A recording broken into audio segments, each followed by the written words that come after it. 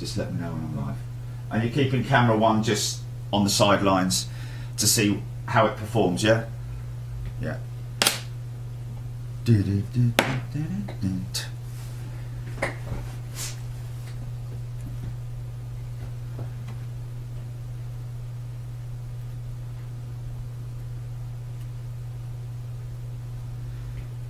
Yeah?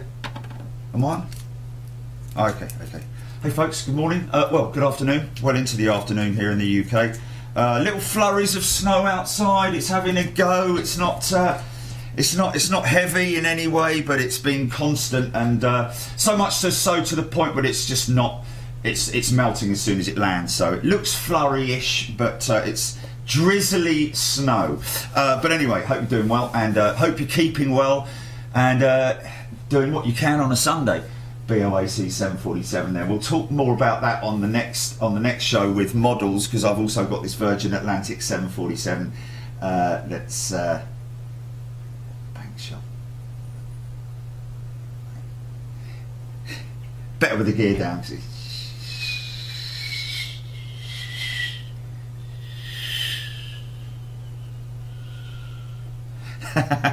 Going into 09 left.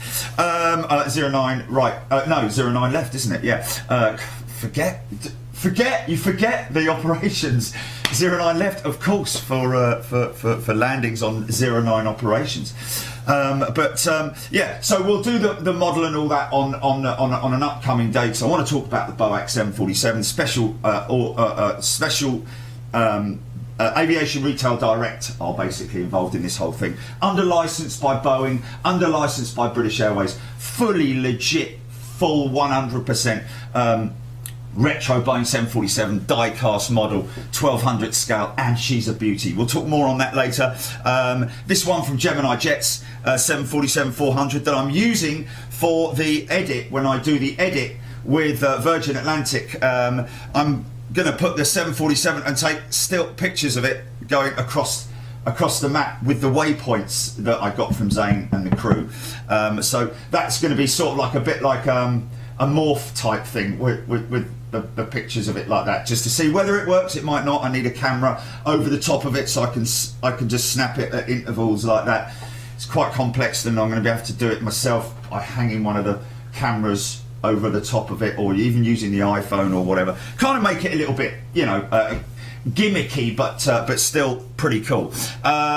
So we've got all of that. We're going to jump straight into the to what we're playing out today, folks. Now this is Manchester, and just to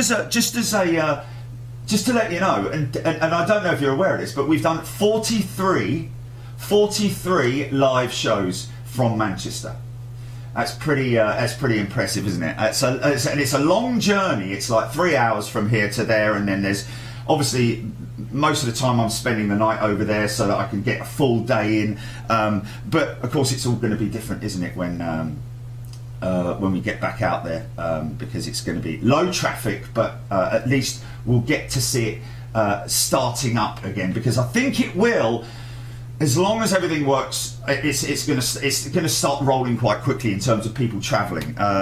It's all on how well governments and countries talk to each other, and that's why it's critical that you take it away from the government, let IATA deal with it. IATA creates it and does the whole passport thing. It's much better that way, isn't it? Just if you're waiting for the government to give you approval, you're like waiting for months. Let's just get IATA. They're already on it. They've already got partners integrated within it, Emirates and Turkish, I think. But anyway, and I'm sure that more and more are joining that literally on a daily basis. But this is Manchester, and this is runway 23 left. So I've up where the mound is, up at the top where they roll on, where the runway is slightly wider, because they've got two. In fact, I think they've got 3 turn-in points at the top of the runway on 23 left. But the mound is there where the bush is and all that sort of thing. But further down the runway at the rotate point, which we've got some great shots from, and you're going to see today, is let me just try this. I'm just going to try this very, very quick. No, he hasn't done it. Let's see if he does it. Hold on, mate. Oh, no, that's doing that. Sorry, folks. So I'm just trying to get charged. But so this is about 3 hours long, and it's a completely different position in terms of seeing the aircraft come towards us. You're not getting that spool up. You could just about hear it, and then as it comes thundering towards you and does the big rotate, that's when you're sort of seeing everything working. So it's a real good one, and it's different, and it's something that we haven't played out to you guys yet. So we're going to jump straight into it. Manchester 2-3 left. I'm going to do nothing here today. I'm going to sit over there and I'm going to watch this now with you guys. So let's get on it. I think that's it. We will... no, that's it. A couple of notes there. That's all that done. And we'll get back on it. I'll come back and say goodnight later on before we close anyway. But I'm in there now on the chat, so let's get chatting and reminisce about Manchester and how we're all excited to get back there. Okay, GP, run VT.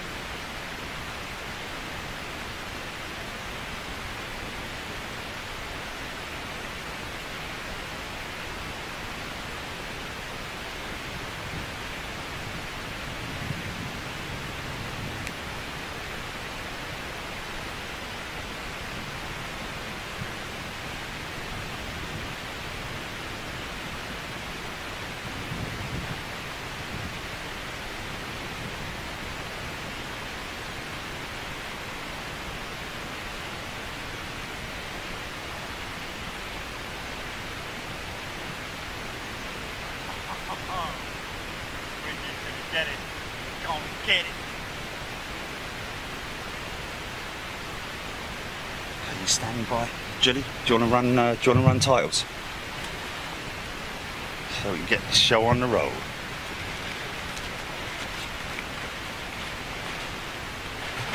Give me a shout when we're okay. Thank you.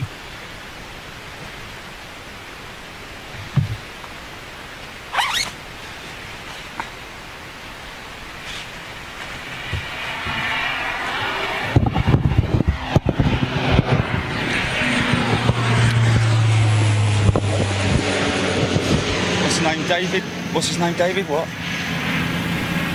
David. Hope you timed this right.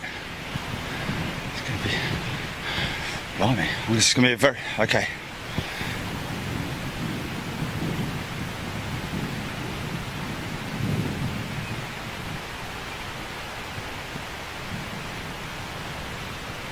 Better hurry up.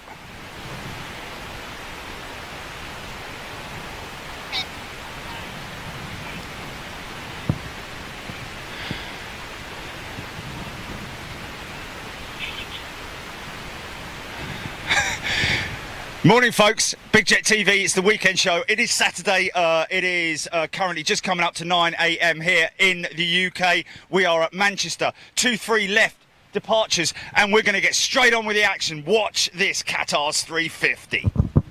Okay, GP, stand by, stand by, stand by.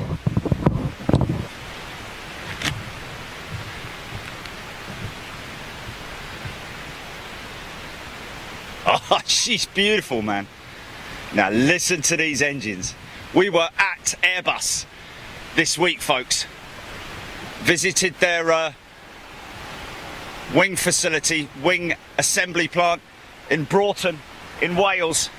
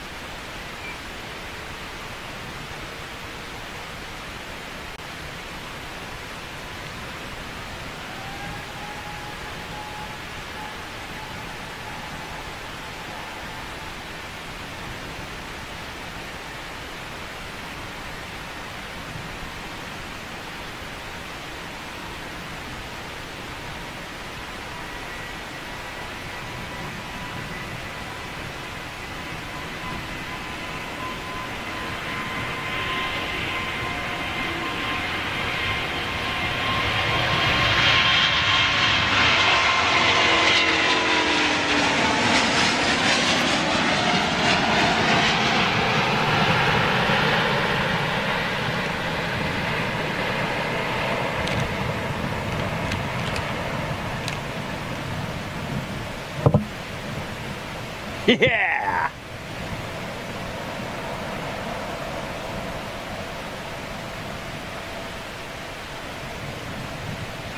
Yes, XWB is still a bit smoky.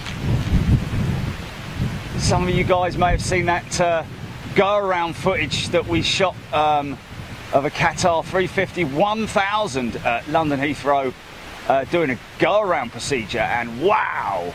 The soot that came out of those engines was just phenomenal. But look at this.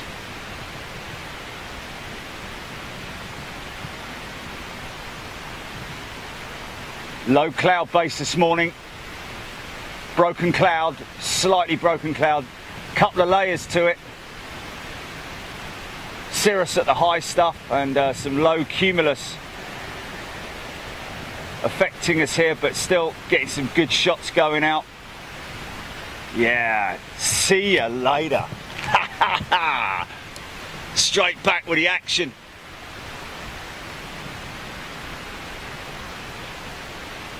Thomas Cook A330. Good news to hear that Thomas Cook, a little bit of a bailout investment this week. Shareholders not overly happy, but at least that's guaranteeing the holiday makers their flights and their holidays. Here we go.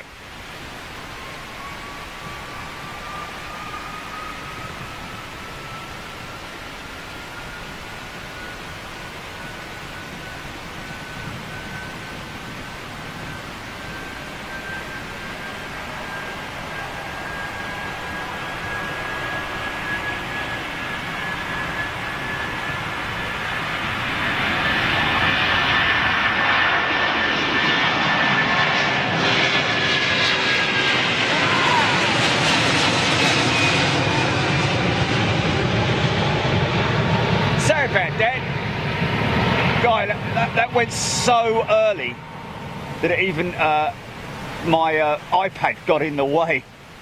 The clamp got in the way. That was insane, mate. How high she went up and how quick she went up. That wing profile's a great shot of the A330 wing profile there before she disappears into clouds like. Okay, looks like a 737 possibly. Yeah. Of course, if you look in the distance, yonder distance, folks, you see all the MAX aircraft, TUI's MAX aircraft parked up there, sitting there redundant. Who knows when they're going to be back in operation? We just don't know. And we will have to wait and see. Okay, let's go to, let's just check this and load it up.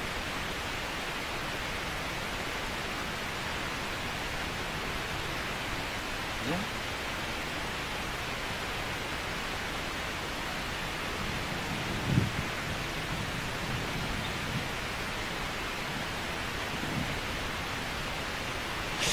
SJE, that's Andy. Good afternoon. Derek Cohen, Nick Engelman.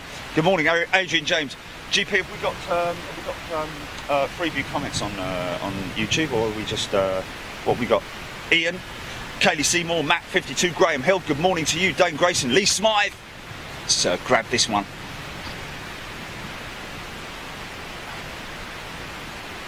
Oh, I must be on the wrong page now.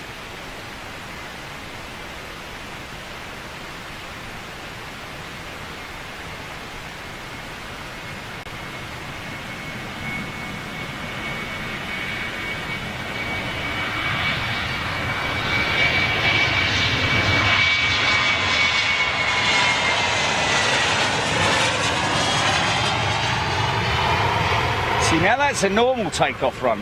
That 330 went out so early. That wasn't a positioning flight, was it? Was that a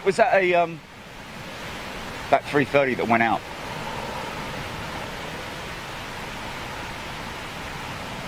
Okay, TC.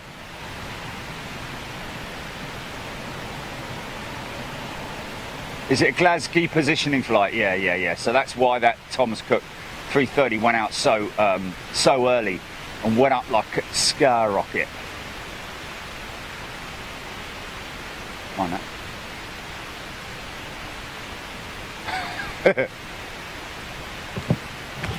Well, broken cloud, decent conditions. It's warm. It's not that cold, but there's a bit of a chill in the air when I were a lad. Scamic cereal. Okay, let's okay, let's okay,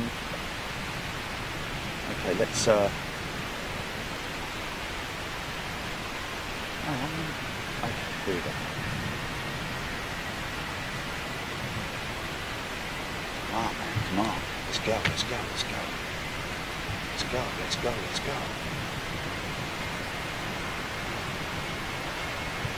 Oh, I don't know really.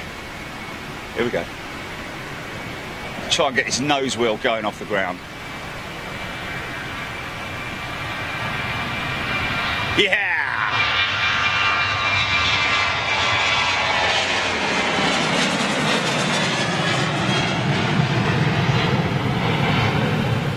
Yeah, Vortex over the wing from the splitter on the engine cows. Walk this way. No, this way. Quite a strong smell of kerosene there. Tell you what was interesting the other day, folks, when I flew out to Munich. Oh. Select, scratch and sniff, folks. Select, scratch and sniff.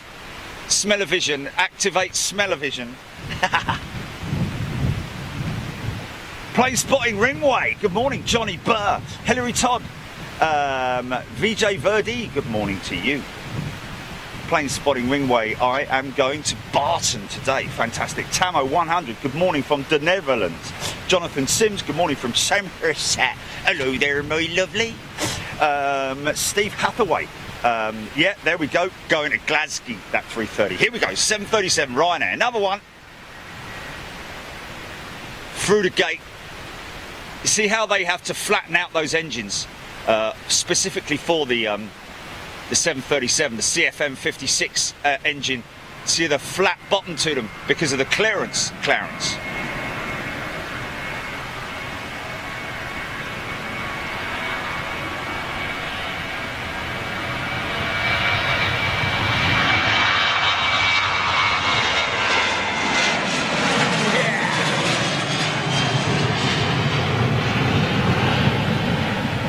It does make me wonder, because obviously, you know, introducing the more modern LEAP engine to the 737 obviously meant that was the cause of the problem for the stall issues or the issues that they were having with the aircraft and continue to have, should I say.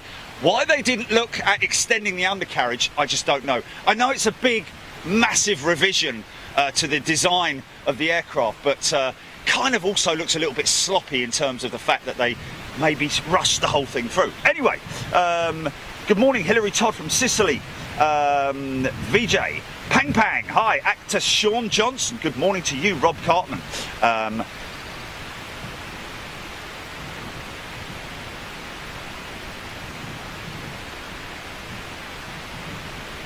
David Mitchell, going to give a big shout out to David Mitchell, whose son came and delivered a present to me, presented a present to me this morning.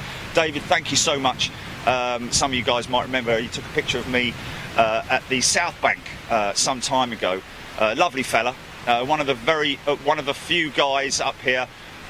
One of the many, should I say, not few, but one of the many people who welcome us so much up here at Manchester. And gave me a framed photograph, so I really appreciate that, mate. Thank you, David, and to his son as well. Oh, I didn't catch his name, sorry. Sorry about that. Jet 2737.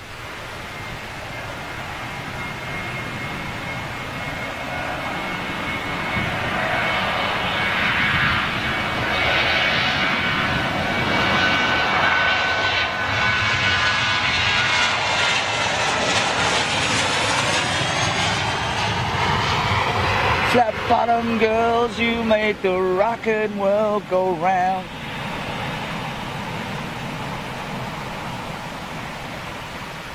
Yeah, great position, man.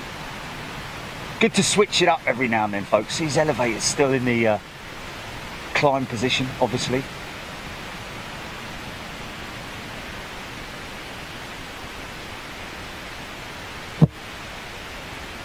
So in terms of the aircraft recognition that so many people have talked about, the tail on the 737 is something that's, you know, have a good look at the tail and the front end, the nose, is one of the most recognisable aspects, features of the 737.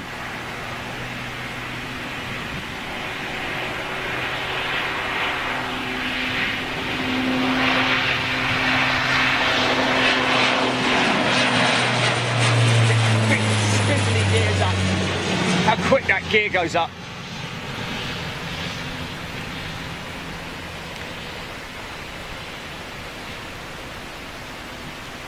going to be here for at least another 2 hours. With our channel members, folks. Yeah, it's got the you can see that the leading edge of the tail has that sort of like forward section of it, jutting forward. It doesn't sort of like have a smooth curve to it like a 730, the Airbus does. The 737 has a distinctive straight edge to it. Look, let me just show you quickly. There, you can see. There, you've got that straight edge to it. As opposed to the smooth curve that you find on an Airbus, and of course the squared off engine cowls on the 737 from a head-on perspective is a way to distinguish it, and of course it's very low as well, low slung. 757 making its way up. See the rudder moving? Look at it.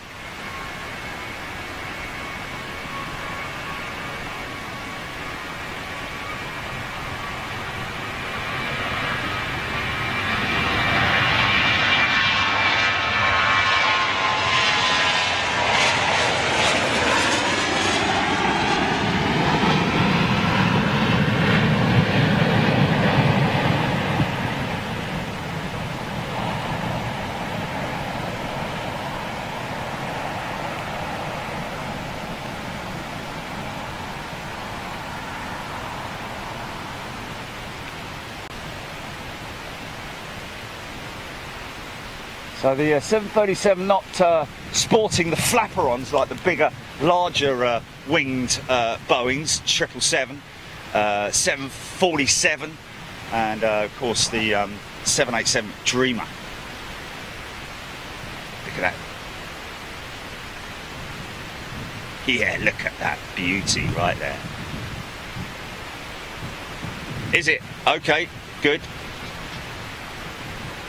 No, we're not. Not really, but we will switch over in a minute. Let's do some shout outs. Virgin 747 and Cathay Pacific 350 push back from the gates. VJ Verdi, Tamo 100, 737 cockpit windows are also very different to the A320. Indeed, good spot there, Tamo. Nightbot, oh sorry. Wow, Pang Pang. Tuning in from Thailand, Vipin tuning in from India. Good morning to everybody. VJ, of course, giving us information on that Virgin 747 on pushback. Brian Stubbles, good morning. Jerry and Gilly from a cloudy Essex, seems to be cloudy across the southern UK at the moment. Davey R, 84. Surprised you're not at mass, as in, okay, little ATR coming out.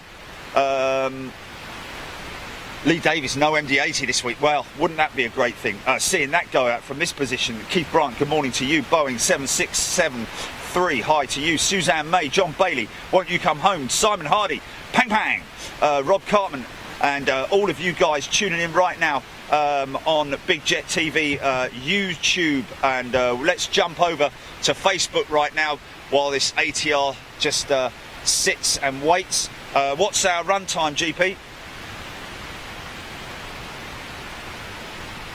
Stephen Reed, good morning. Odette Stevens, Fifi, Jeff Hughes. Okay, we have 12 minutes left of Freeview, folks. We have to be really strict because obviously we have our paying members, very loyal paying members, just $4.99 a month. If you want to look at Big Jet TV membership, right down there on the left-hand side. BigJet.tv is where you need to go. Find out all the information about becoming a channel member. Had a great midweek show this week on Tuesday, funny enough, with the guys in Munich with their fire department, and that was a fantastic show. Real insight into the fire services at these airports, and lots of stuff that we weren't aware of. I certainly wasn't aware of. In terms of, one thing in particular.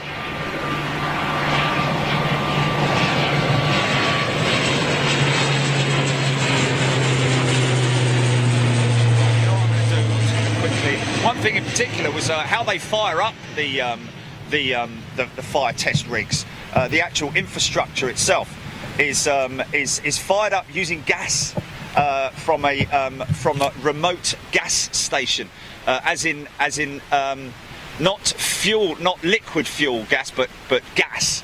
There she is. There she is. Listen out for this 757, and you can actually hear 747's CF6s.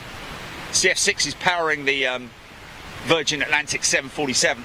Here we go, 757 coming at you. VDA, good morning. Jeff Hughes, Wendy Van der Beek.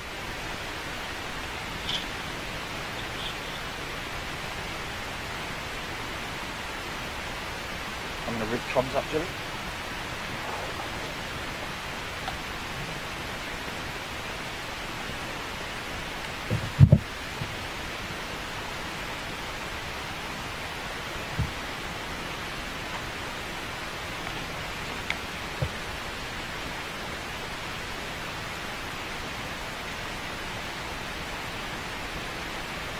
RB211's on this 757, I think, folks.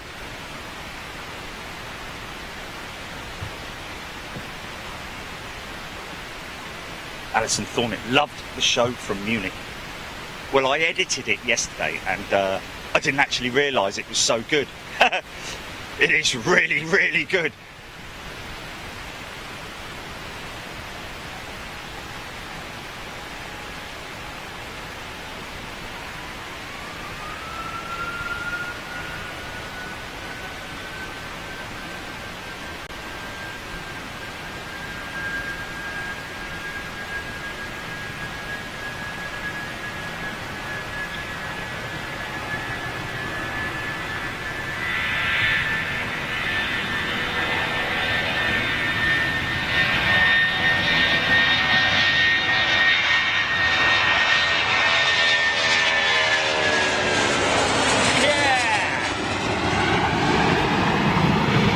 Son.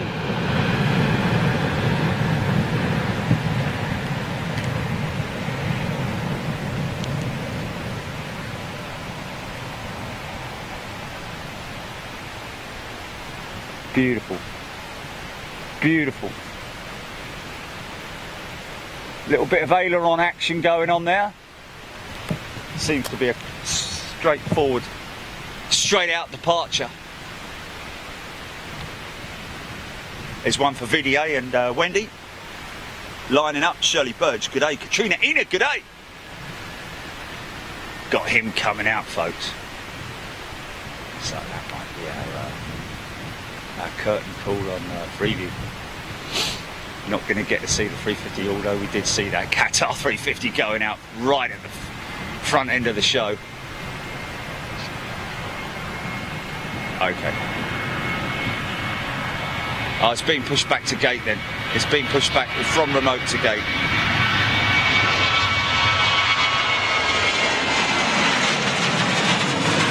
What's the vortex over the wings?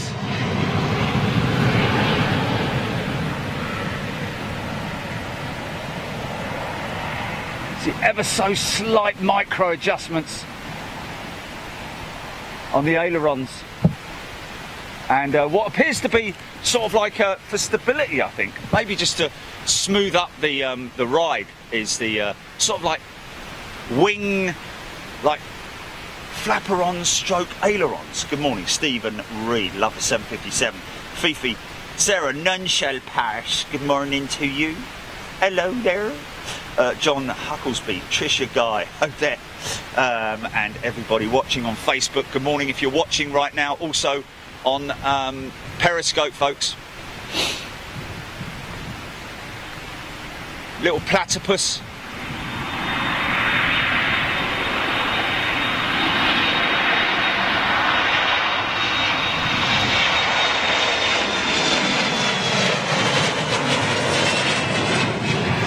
CF34 engines powering that little Embraer.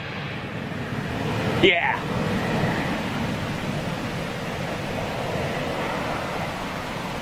Now I know more or less every pilot obviously wants to be flying the big jets, but to be honest with you, even if you're flying a little Embraer like that, little single aisle, still a fantastic aircraft. Is it? Okay, so potentially, folks, this 747 positioning back to London Gatwick after the ATC issues earlier on this week. Is this United landing? Looks very... oh no, it looks Lufthansa maybe, potentially. Morning, how you doing, fella? Not bad. Good man, good man. No, Lufthansa, sorry, completely wrong.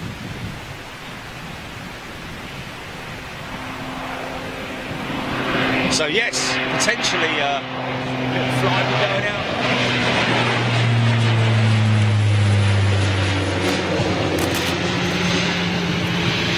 Yeah, like I said, even the oh, look at this! What a treat! What a treat! Now listen to this when she goes out, folks. Have a listen to this. Airbus absolutely made up. Interesting. He's just turned his nose light off, nose steer light off. Oh, look at that 330 hanging in the air. Is that? Now, don't forget we've got one of our members coming in this morning. That's not her, is it, Julie? Emma Guy. Emma Guy.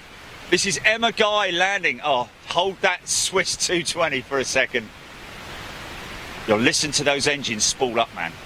Those LEAP 1As. Emma Guy returning back from Vegas.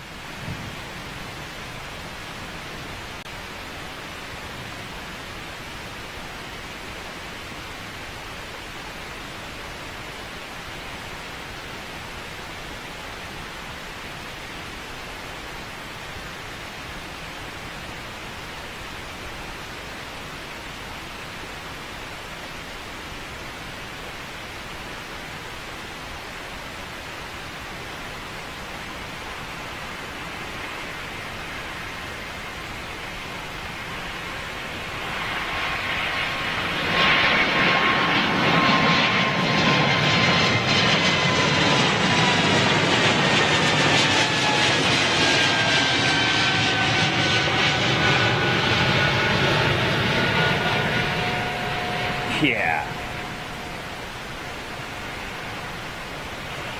Such a quiet single aisle.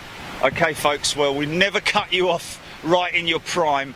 We're going to give you this 747 on Freeview, even if it runs over a little bit longer, because Aviation Fan is an aviation fan, and we know how much everybody loves the 747. All these new A350s being delivered, coming on stream with Virgin Atlantic and British Airways. Don't forget who they're replacing, folks. We're sacrificing these beautiful birds for the new 350.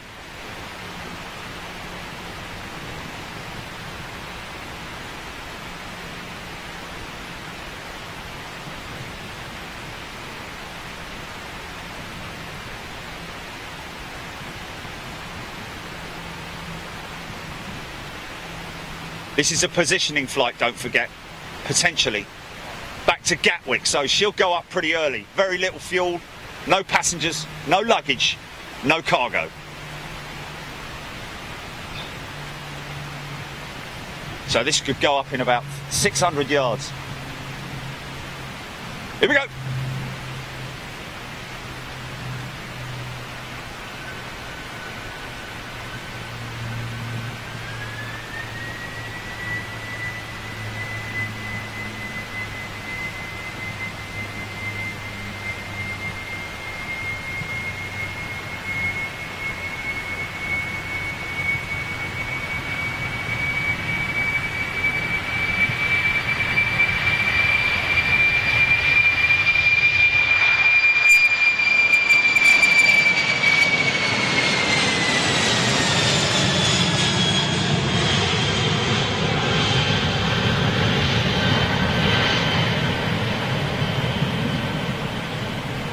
Yeah.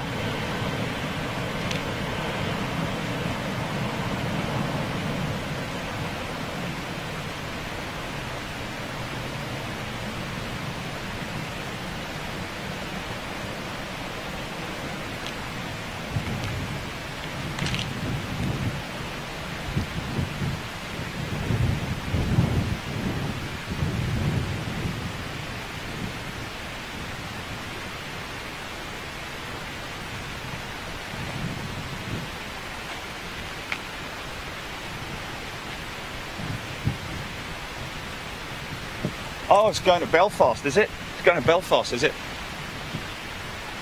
Okay. Right, there we go. Just a few shout outs. Zodiac, good day. Alan Rayford, MH Aviation, Roey Peleng, loving the sounds. Club Frood, Tamo 100, and all you guys who have tuned in to Big Jet TV this morning. Thanks so much. That's your free view over, folks. Believe it or not, it's gone that quick. I know, and it's always a great shame to have to cut you guys off. We'd love to have you along for the full show. And of course, if you want to stay for the full show, you're more than welcome. We'd love to see you here. You get a very warm welcome from our existing members. BigJet.tv is where you need to go, where you can find out all the information about what we do here at Big Jet TV.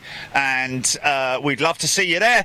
And of course, you can join us for all our exclusive Euro tours, like the one that we did at Munich on Wednesday. Lots more coming up as well. Incidentally, had a great meeting with the guys at Airbus, and hello to Aaron if you're watching this morning down there in Wales, and hashtag Welsh Wings. We give you flight. Let's face it, if it wasn't for the Welsh, these Airbuses wouldn't be flying. So remember that, folks. Okay, guys, look after yourselves. Enjoy the rest of your weekend.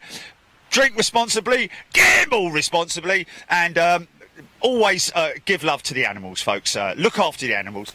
And we will catch up with you next week. We'll be back at Heathrow. And if you're a new member, make sure you come in and say hello and tell us where you're from. We're getting a lot of new members who are coming in and saying hello. And it's great to see you new guys there. So thanks so much again for tuning in. We'll catch up with you later. Chilly, go full throttle. And let's go, channel members.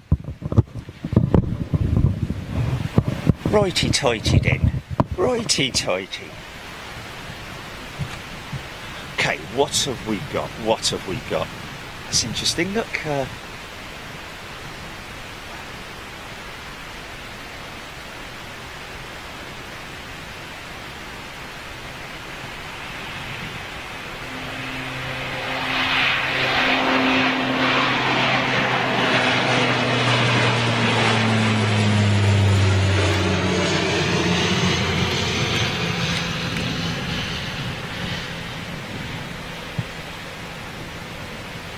Okay, stand by, Julie. I'm going to go comms.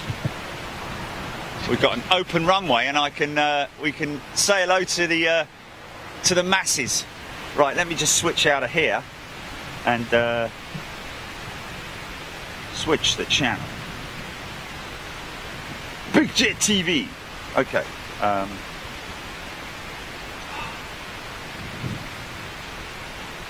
Okay. So to the animal.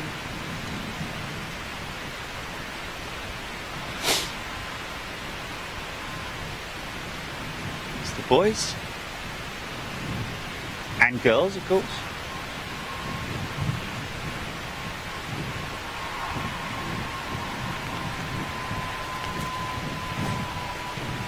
And I didn't catch your name, mate. I really do apologise. But when I turned up at Airbus the other day, literally had just parked the van and knocked on the window. Fella there in his Airbus gear, standing there. Oh, I watch you. And he was from the single aisle assembly section. Single aisle, obviously, being the A320, 321, 319 assembly line. Really, really interesting stuff that they do there at Airbus. And of course, we are planning to do a live show down there. It takes a lot of planning, folks, because obviously, you know, there's a lot of sensitive stuff down there that Airbus understandably don't want other people to see, the likes of Boeing. So we are planning a live show down there at Broughton with Airbus. So that should be great fun. Right then. Trisha Guy, Shirley Burge, good morning. Sarah Paris, Alison Thornett, Chris Rankin, good morning.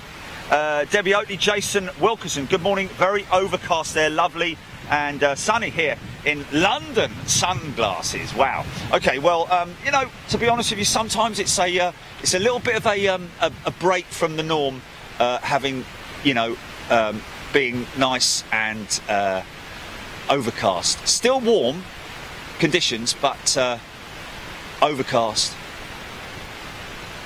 Sometimes I I like a bit of a change in terms of the heat, taking away the heat.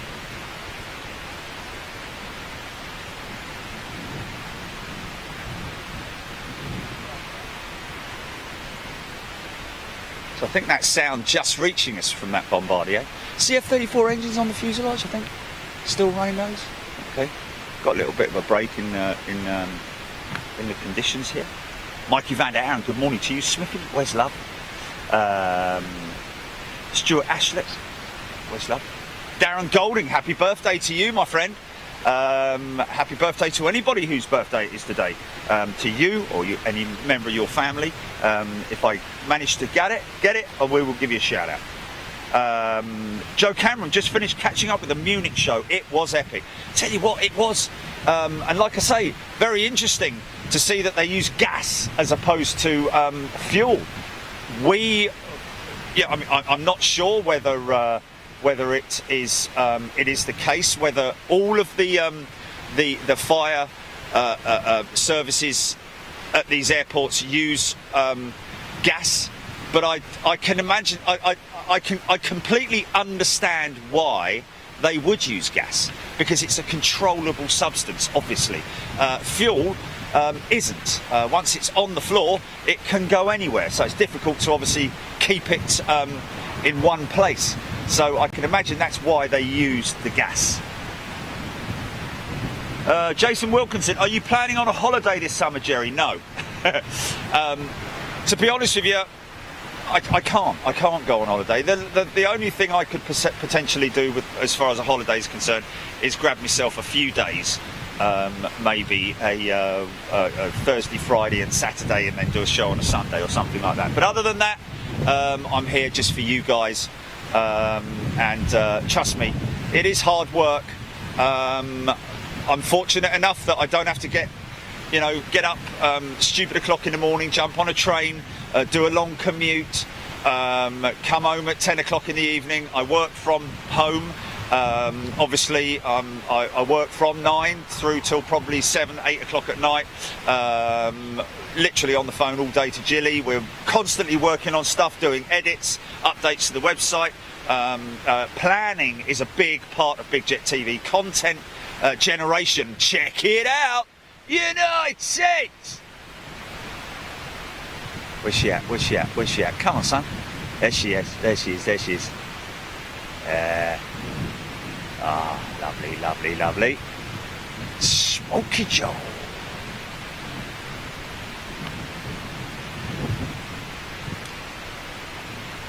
Nick Cooch, would you consider going to the Boeing factory in the USA? Of course I would, Nick. I'd love to do that. Obviously, again, it is one of those things that takes a significant amount of planning.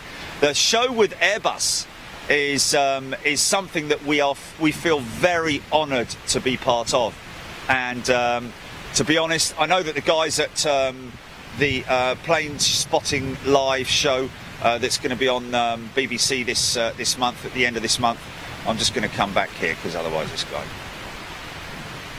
You're fine, man, you're fine, I've pulled back. Thank you. Look at the dog. He's had enough, isn't he? What's this? What's that? Hello. Hello. How you doing? Hello, mate. How you doing? You all right? Give me a quick high five, Oliver. Hello, mate. How you doing? Oh, legend. You got a sticker for the little lad? Oh, yeah, come on, don't mind, yeah. We went to the mountain, you were going to be there, actually. Oh, right, yeah. Thank Little you. bit different. There you go, what'd you say for that, Oliver? Oh, that's a pleasure, son. See you later. Take it easy, mate. Smoky Joe.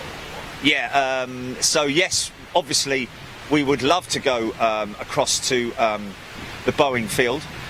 But Airbus in France, now we've been there a number of times. They have we've contacted. I've spoken with the airport at Blagnag, and spoken with those guys. They're very happy for us to be filming there. We've set up a new location, planning to take the van down to southern France so that we can film from another position. Spoken with Airbus, they're happy for us to do it, and also spoken with the local gendarmerie. who obviously, you know, you need to let these guys know. You can't just pitch up there. It's a lot different if you're just pitching up there with a camera, a bag and a camera, but with the amount of equipment that we've got, it is obviously something that we have to make plans for. So that's what takes up a lot of the time, is planning these shows. There's another show for you folks. How about this? The Halloween Howler. Now, who wonders what that's going to be about? The Halloween Howler. What aircraft back in the day, not so long ago, before it had to retire, made that howl from those engines? 4 engines howling. You tell me. We've got a show coming up in October with a ground test. Another 330 coming in. Very nice.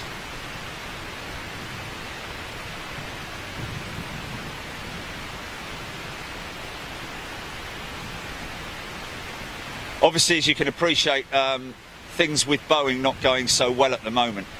So they're probably going to be holding their cards very close to their chest in terms of privacy and security, because they would obviously imagine that anyone turning up with a camera or video equipment is there to sort of like spy on them in terms of bad news and bad publicity. We wouldn't be there for that. We would be there just for the joy.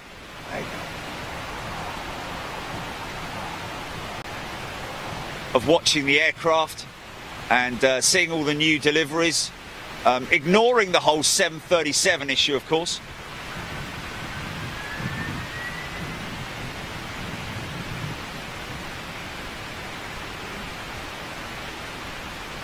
Reflection under them.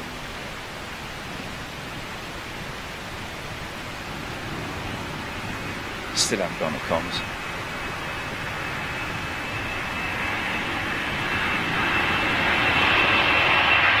Might go early. Right, here we go.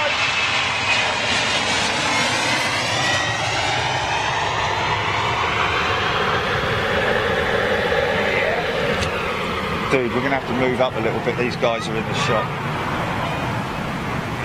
Hold on a minute. Yeah, no, I know, but I let them stay. They're good.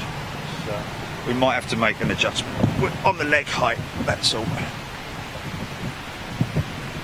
Okay, let me just check. Okay, I'm going to have to just do a little adjustment here. With that shot. That's it. I'm going to go comms eventually. Okay. Okay.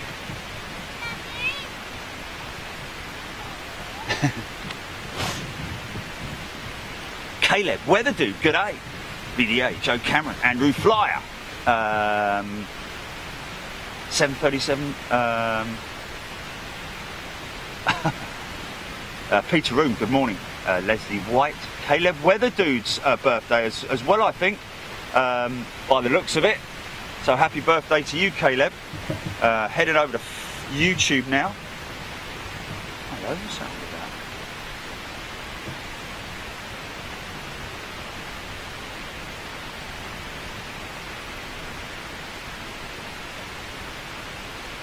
about? Okay, am I up to date? John Fisher.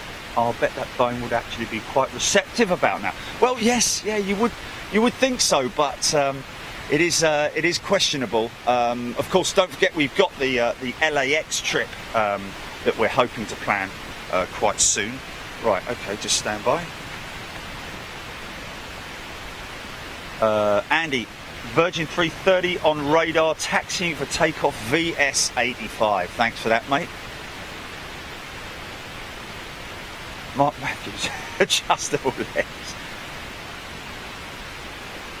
John Beret, Jane Beret, good morning to you. Peter Young, I saw you TUI 737 MAX parked in Boeing's employee car park. Yes, they have. Yeah. They're looking for all sorts of like new parking positions in the employee car park. How about that? They had to extend their parking off-stand, remote stand parking for the undelivered aircraft. Of course, they're their backlog. They're continuing to manufacture the aircraft, I believe. I don't think there's any significant hold-up in terms of the actual manufacturing of the aircraft, but quite what they're going to do, I just don't know. My concern is, and I have heard this from somebody officially, that one of the pilots, the 737 pilots, was heard to say, not saying which airline it was, but one of the 737 pilots was heard to say that they were concerned about flying it. I mean, if you can imagine, obviously, understandably, if it's a passenger having concern, but when you talk about a pilot having concern and not being all that happy about the situation, it does sort of like worry you, obviously. But let's face it, every aircraft manufacturer has issues of their own. But thankfully, Airbus seem to be flowing along nicely. I did get some very interesting factoids from Aaron on Wednesday, which I can't really divulge at the moment. But some interesting facts about backlogs and deliveries and so on and so forth, which we will obviously divulge once we get clearance clearance. Katrina, Ina, John Fisher. Yes, indeed. We'll hopefully, the plan is to get out there to LAX, but we're not gonna throw all our eggs in one basket and just go to one position.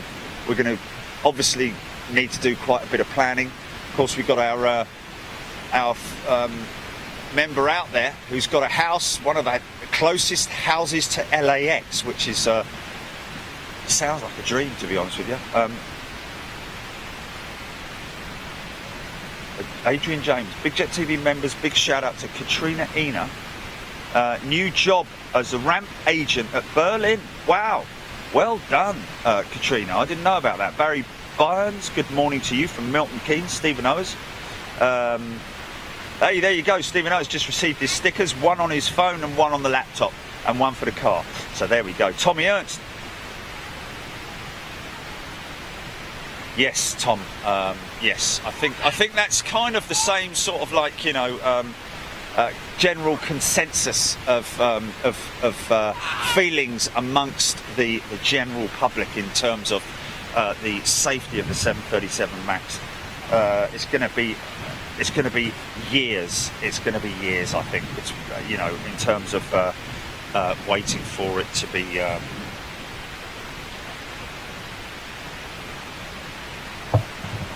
Right, GP, do you want to go comms? Okay, cheers.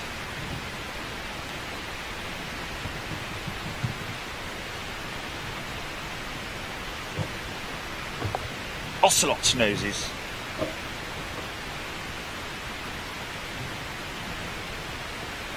Michael Andre Ulsinski. Shock ices. Hey. Glenn Hoya, judo chop. Living right near an airport is a dream till you need to sleep. Yeah, I mean that is obviously an issue. I live very close to London Heathrow, but it's all down to how well you insulate your windows. That's obviously a very important part of living near an airport. There are packages that the guys at London Heathrow actually hand out to local residents, very local residents that is, people living in places like Cranford, which is right under the flight path. Being a resident of that local area, you get a substantial discount on your double glazing, which isn't double glazing, it's quadruple glazing, has to be said. A bit like the kind of glazing that you'd expect to be running at hotels right at the airport.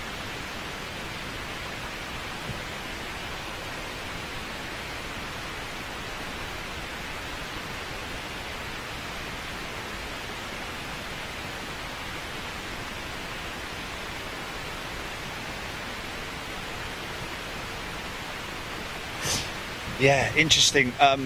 You know, it's funny because the airlines that have ordered the MAX, okay, that are expecting MAX deliveries, these MAXes would have been ordered years ago. I'm talking years ago. So if an airline was, for example, to decide, okay, we'll cancel those MAX orders would have been made a long time ago. And of course, you know, because all these plans were on the drawing board, we're talking years ago. So imagine that an specific airline was to cancel their order for MAX.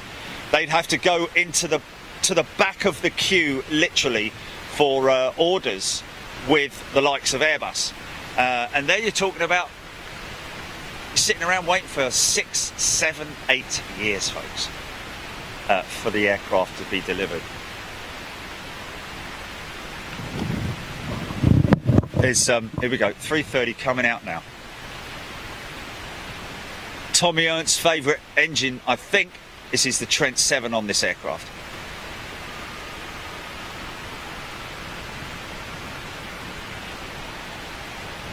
Might be wrong, might be a CF6, just can't see it from this angle.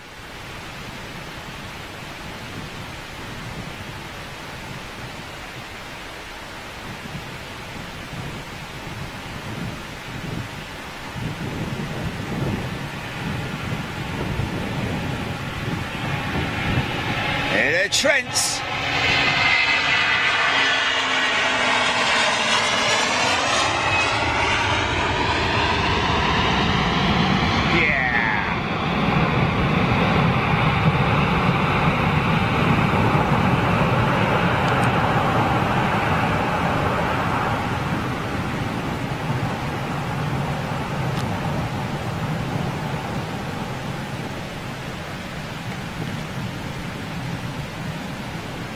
What's that? What's up?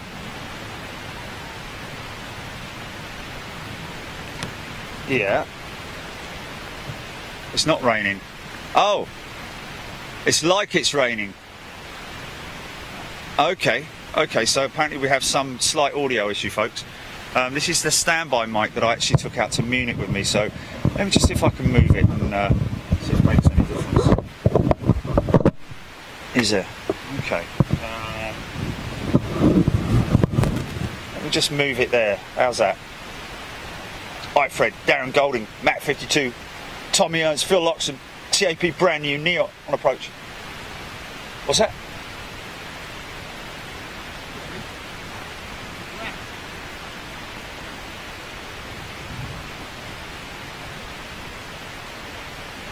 Oh, really?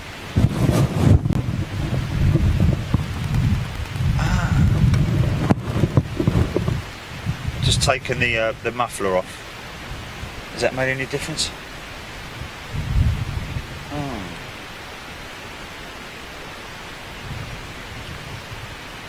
Interesting.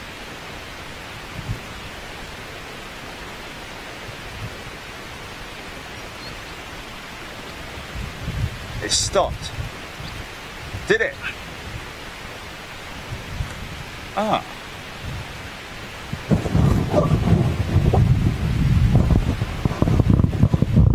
Let me just hold it in my hand like that. Hold you in my hands. Okay. Is that better? Okay, let me just shoot this first, and then I'll get some tape and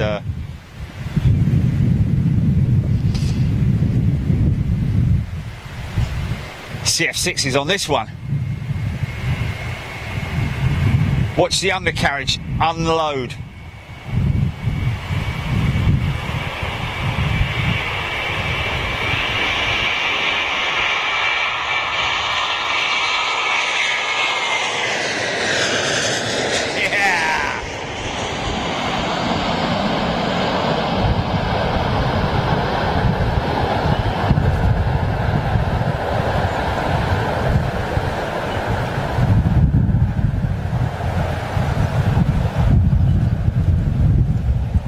I think Branson's put orders in for the 330 Neo as well as the 350.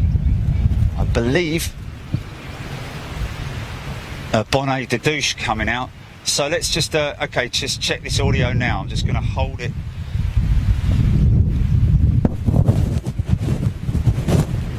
Hold on, I'm just putting the mic cover on so you're going to get a bit.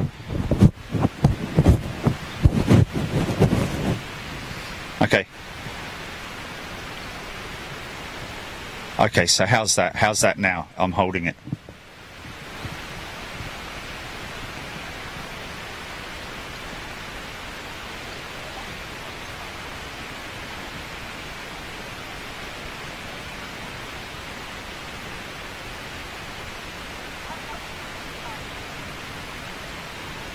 Oh, that's interesting.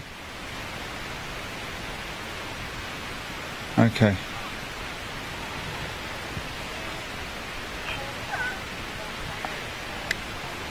Yeah, let me just right, okay, camera mic on.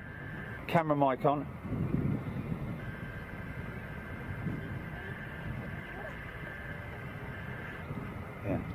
Okay, so it is right, let me put it on another channel. I'll put it on another channel. Yeah, let me put it on another channel.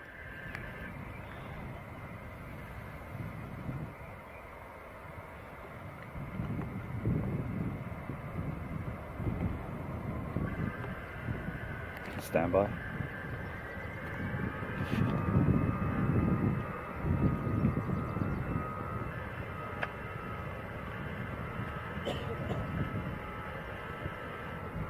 Very strong smell of manure here this morning.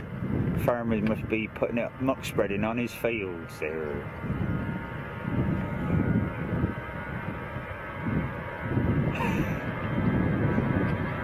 Yeah.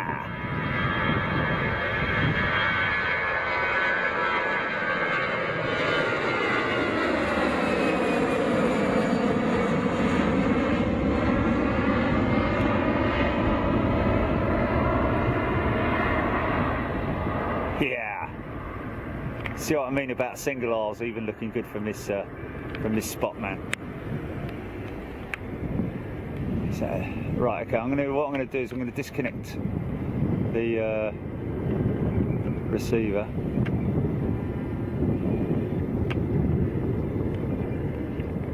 Someone's saying earlier on, brand new TAP Neo inbound. Is this it here?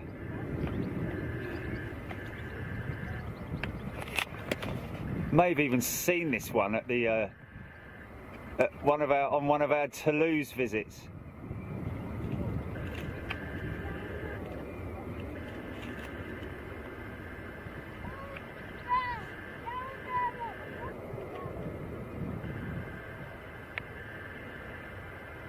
Snake. What, Sid the snake?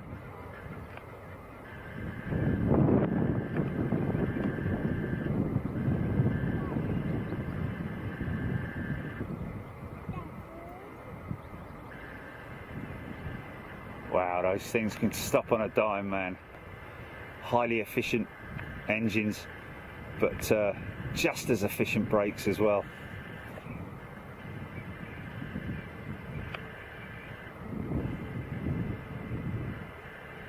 Right, I'm going to just going to pull out for a second, folks. I'm just going to disconnect the Sorry about that.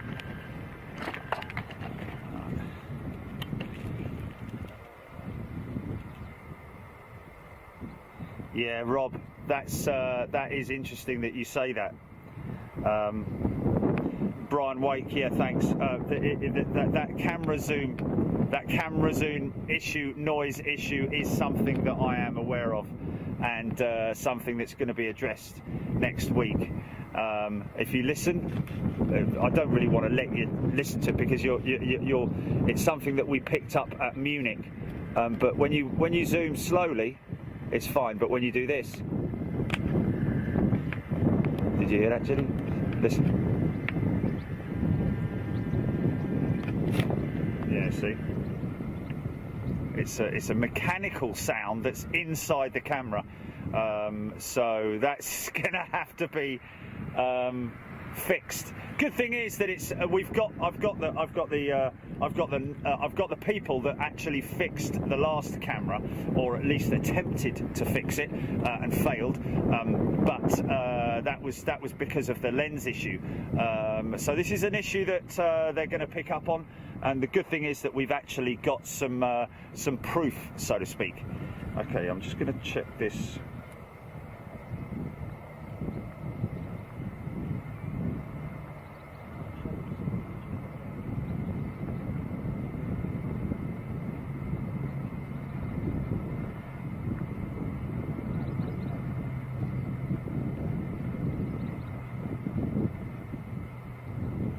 Okay, moving to channel 6 on the main mic.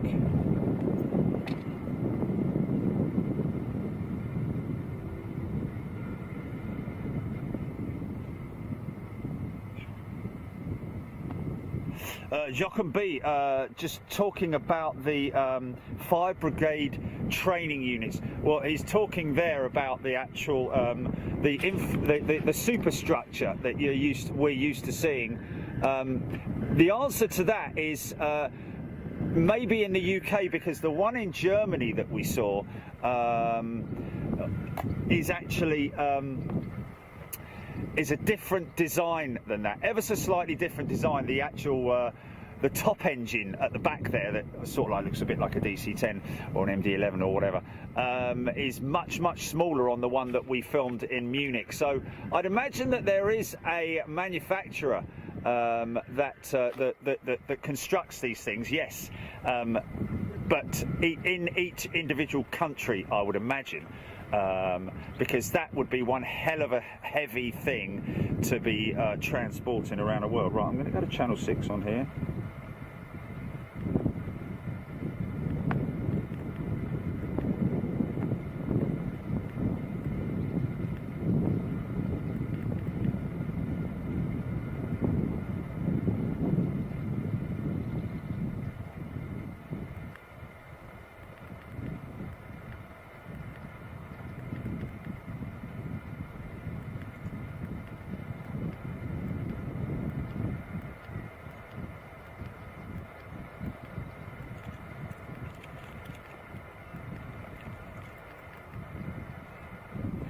Okay, I'm going to try this one more time, Julie.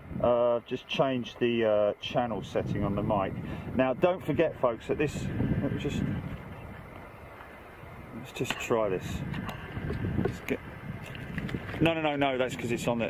I haven't changed. I haven't put it on yet. So right, just stand by. Okay, are you ready for a sound check, folks? Mic going in. Mic on. Eyes down, full house, and 4 and 4, 44. Order 9s, 99. On its own, number 2. 3 and 3, 33. 2 fat ladies, 88. Legs, 11.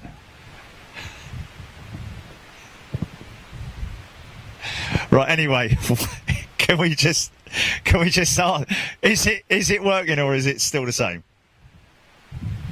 Oh, is it? Oh, okay. Well, that was a channel change.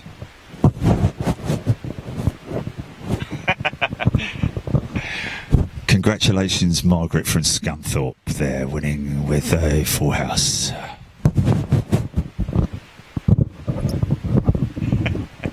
Is it good? Still good? Everything good? Alan B says there's hissing again.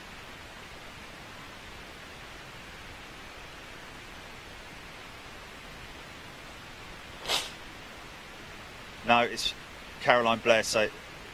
Caroline Blair says it's hissing. Chris Basley says it sounds better, but the quality of your voice sounds better. Yeah, there is white noise, folks. You can't get rid of absolutely no noise. We are out in the outdoors, so you will have a little bit of ambient background noise.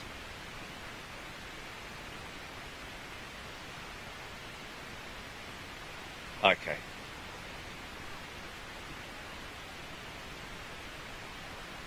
Okay.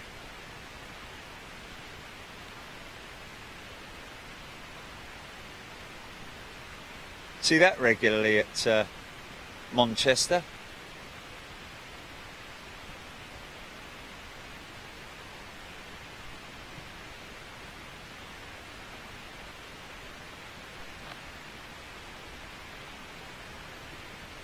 So absolutely fascinating to walk through the A50 wing assembly line at Broughton, folks. I have to tell you.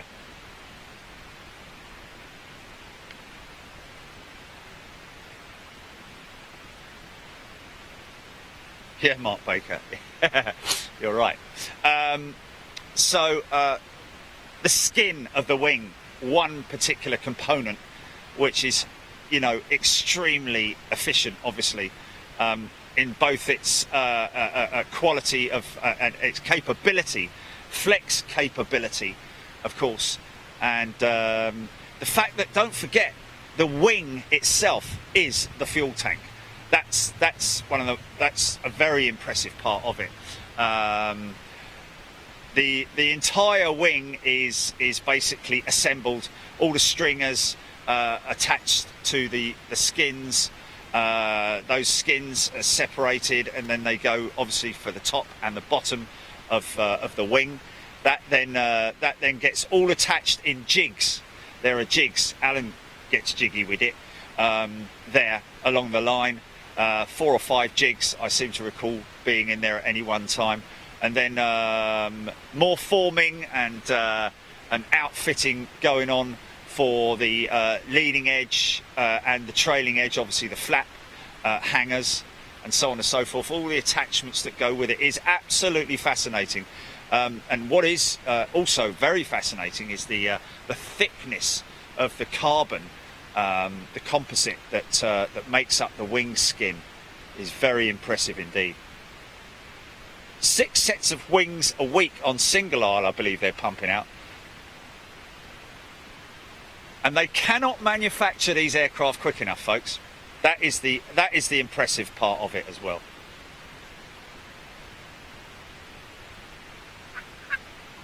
Yeah, Rob H. Yeah, the wing actually does. There are obviously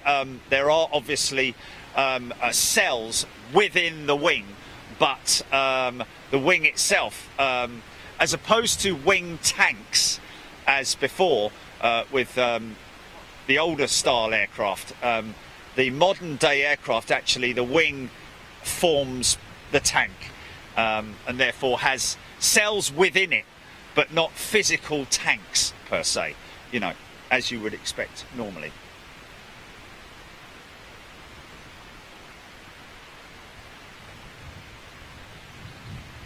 Okay, let's not have an argument about whether it's... I don't mean that they just, like, you know, fill the wing up with fuel. It's actually got cells within it.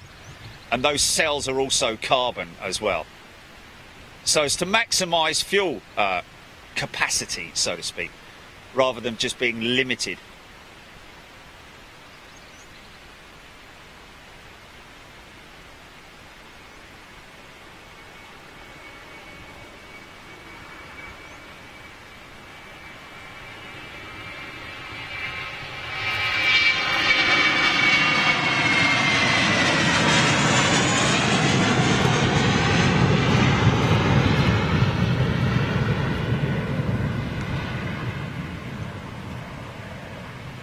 Cool. Cool.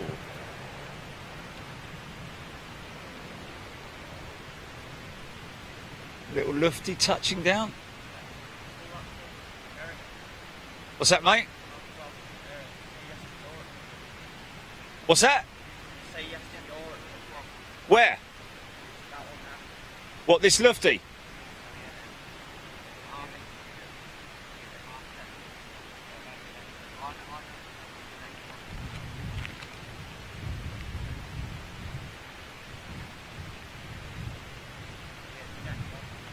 Cheers, mate. Ron P just talking about the fact that this particular airfield, used in the Second World War, opened on the 25th of June 38. Okay, so a year before war broke out, was used in the Second World War. RAF Ringway, it was a base for the Royal Air Force. Okay, so I don't think it was a bomber station per se. I think I don't know what it was used for. Was it a maintenance station? Was it because obviously there were a lot of airfields that were most of the bomber stations themselves were actually up north, further north in Lincolnshire and places. I'm not sure, I may be wrong. Wow, okay, Phil Loxham, second Singapore 350 today, now delayed until 12:24.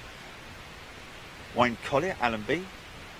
Oh, we like to see some wet landings today. I don't think so, Alan. I think the weather's going to be relatively good to us. Steve, good morning to you.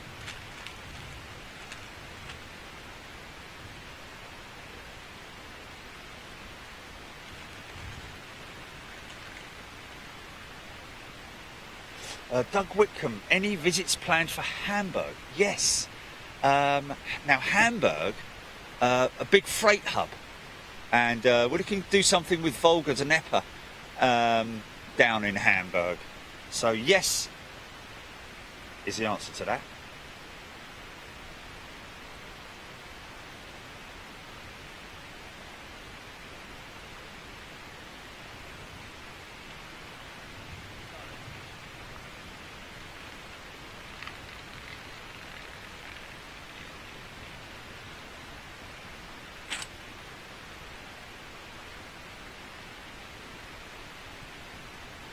Stephen Cook, good morning. Elaine Bird, Luke Van Giep, Darren. Where's Darren? Darren Golding, right? Okay.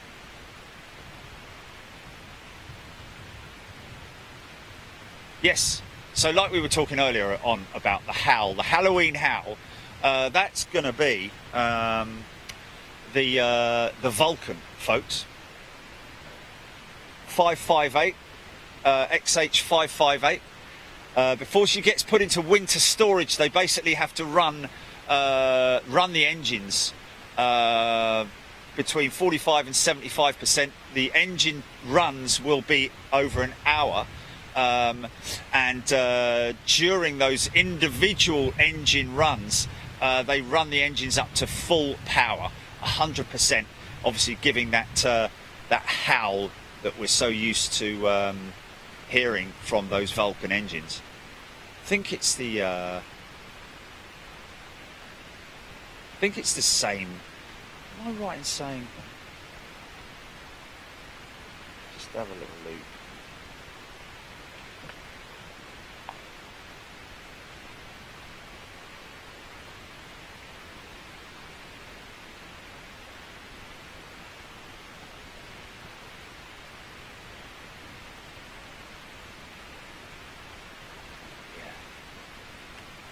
So you want to, we're basically planning that in October with the guys XH 558. So those Rolls-Royce Olympus engines going to be run up full chat live on Big Jet TV. Wow. Mark Matthews flew into London Heathrow last week on Landor. Oh, the joys of flying, indeed. Not only a 747, but Landor as well. How about that?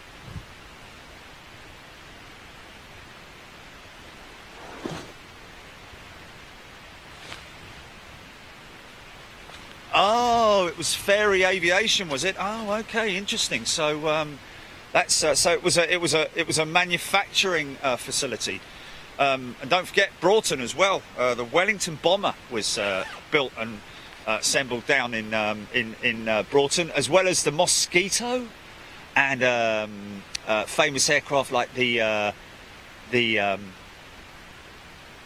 Comet as well. So steeped in history down there in Broughton, as well as here at Ringway. 4,000 aircraft ferry. That would be the ferry battle, I believe, amongst others.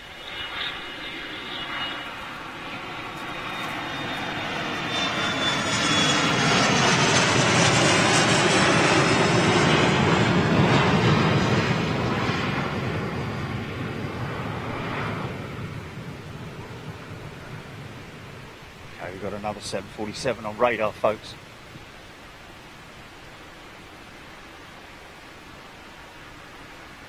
Oh, someone making a lot of noise there.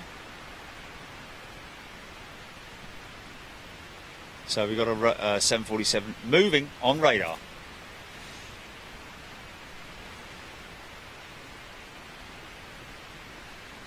Doug Whitcomb talking about the appeal that British Airways are going to be putting across. Not sure. Yes, Tim Bell, Vulcan engines, the early version of the engine that was used on Concorde, of course, but the non-reheat variant. Okay, Lee Smythe, Ringway was home of the #1 parachute training regiment of the ARIA. There we are, ferry Battle Ferry Fulmer, ferry Barracuda, Bristol Beaufighter, Handley Page Halifax, and ferry Gannet. Wow, the Halifax was built here as well. 4-engined heavy bomber. The Mark 1 was actually out long before, I believe, long before the Lancaster. Of course, the Manchester, don't forget, the Manchester was the first variant of the, I wouldn't say the Lancaster, because the Lancaster was called the Lancaster after the second, third and fourth engine. The outboard engines were introduced because of the atrocious engines that they had on the Manchester that kept overheating. Guy Gibson was one of the few who actually flew the Manchester operationally in a squadron. So, you know, skills, heroes, true heroes. Easy, son.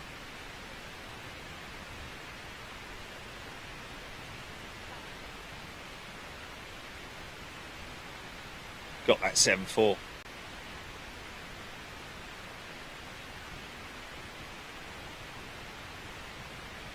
There's one for Wendy and VD8.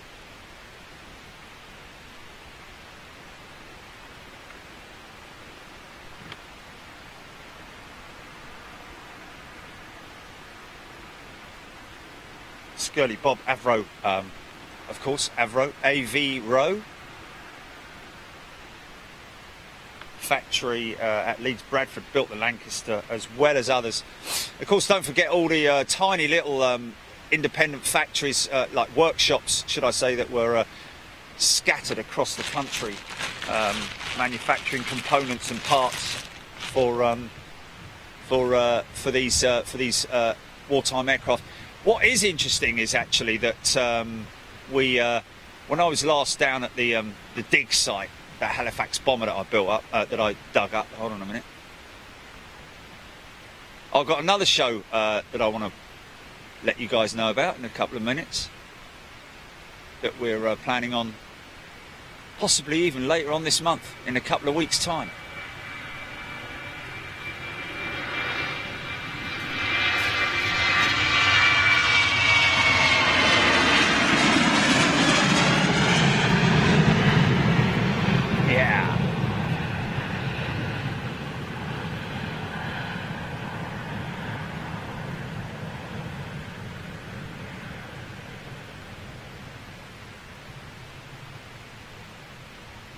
Smoky old set of CFMs.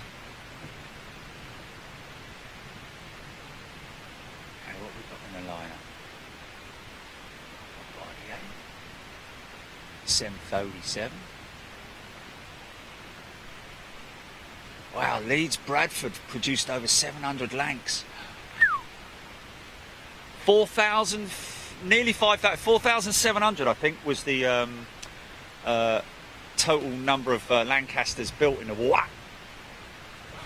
And of course, the last Lanc, one of the last Lancs to come out of the factory at Broughton is actually still flying today, which is the Lancaster with the BBMF. Neil Warner saw XH558 fly into an out of Filton Preston Air Show, celebrating 50th anniversary in 2010. Awesome sound, yeah, indeed it was. Ron P. Barton Aerodrome. Oh, interesting.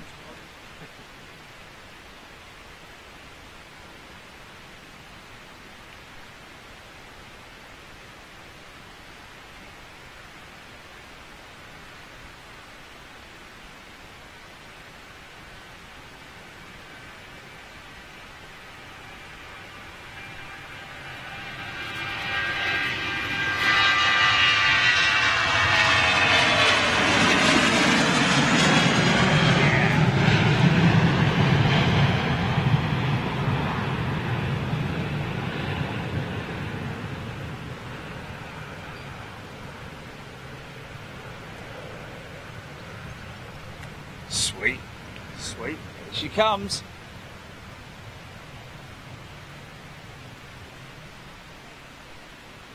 Oh well. We had a plastic fantastic going out this morning. That carbon on that wing, by the way, just as a little factoid, it's around about 10 to 12 millimeters thick. Bit like the cowls on those Gen X engines.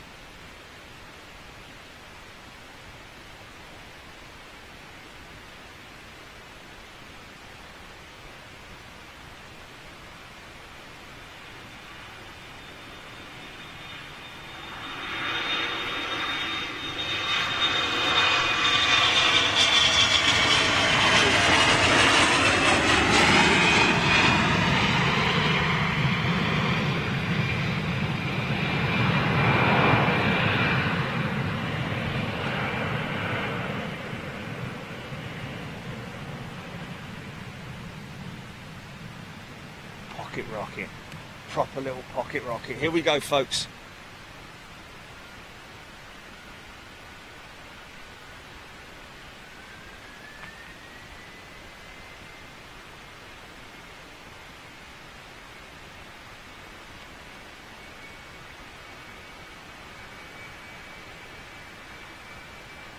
Look how droopy the outboard of the wing is. Look, that's got fuel in it.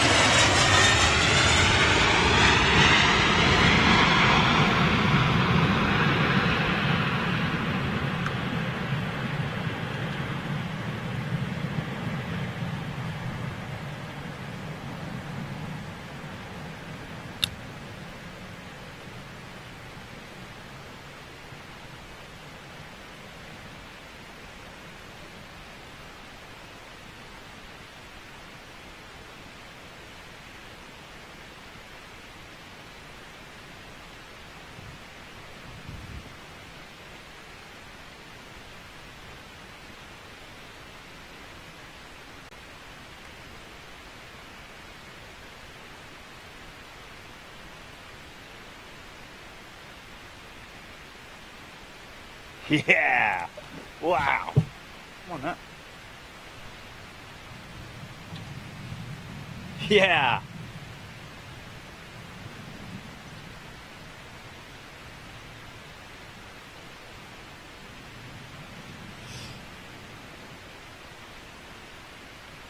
Debbie Speller's husband's new office is right at the end of the runway and calls her when he can, so I can hear the jet noise. Fandabba-dozy. Whatever happened to Fandabba-dozy? What?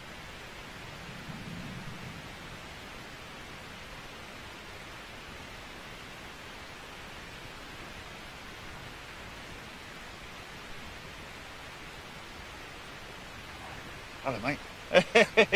How are you, fine today. He's got his retro jet t-shirt on, the old boy. Fantastic.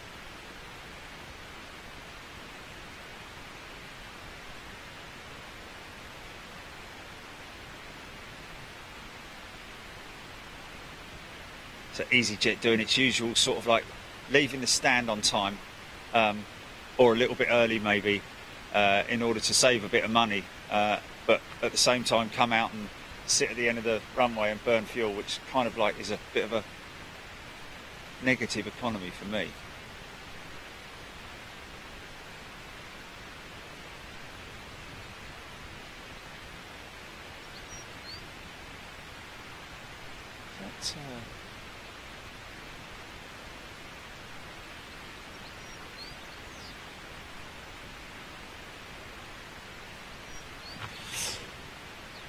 James O'Brien, no, won't be at Heathrow tomorrow, my friend. It's British Grand Prix, so I have a day off tomorrow. Scully Bob. Okay. Caroline Blair, Stevie McGuinness, Claire West. Facebook, here we come. Luke Evans, Mikey Vander, Aaron.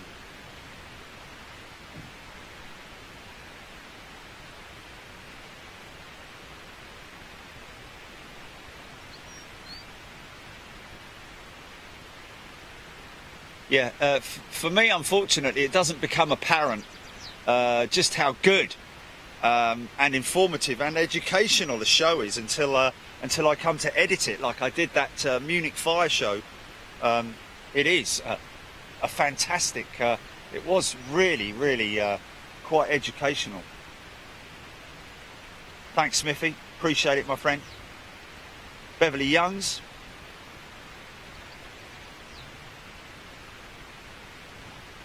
Doug Gunther, I think it's an earlier comment possibly about wind shear potentially. Yeah, just a little bit of a sort of like a side wind here. I think it is a little, let's have a little look at the, let's find the sock. Where's the sock? Uwe le sock, there it is there. Yeah, there's a little sort of like, you know, it is a bit of a crosswind. So it would be a northwesterly, is that right? Or southwesterly? Is that southwesterly? Northwesterly, yeah. Luke Evans, Michael Kelly tuning in from Ireland. Ken Carr is in the house. When you round it back. Trisha's going to be watching the cricket. Something that doesn't really appeal to me, to be perfectly honest. I'm a bit of a sort of like, I just want to get going on stuff, you know, motor racing fast and exciting. Which, you know, I don't know, Formula One all my life has been like, when are we going to have a good race? Well, I tell you what, that last race that we had was one of the best races I've seen in a long, long time. And but the chances of having another one like that are very remote. They usually come around once in a blue moon, literally, where we have a great race. A nail biter right from get-go, from the flag dropping. From the lights out all the way to the checkers.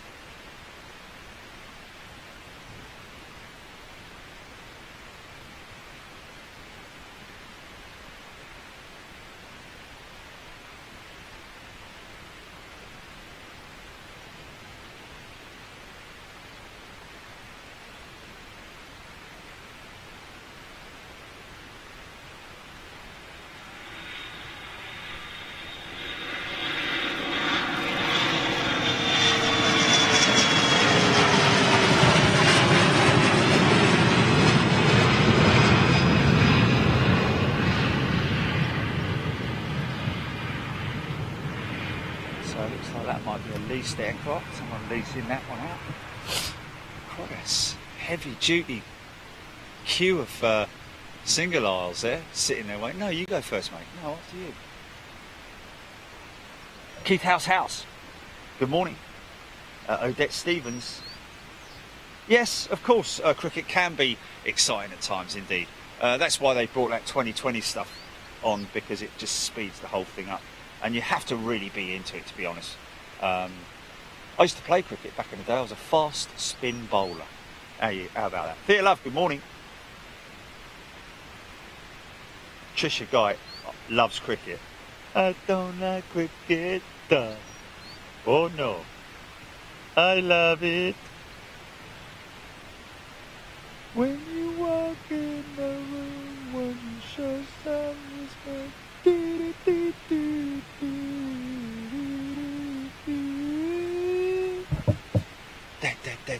That.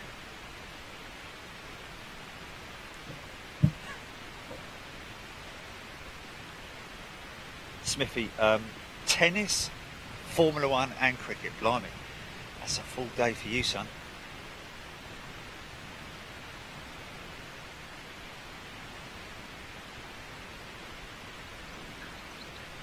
Oh, Brian Mitchell, Yeovilton Air Show is tomorrow. Are they streaming it? That's interesting. Have a look at that, Jilly. Skirly Bob. Oh, that's what they were waiting for. Look, let the little fella out.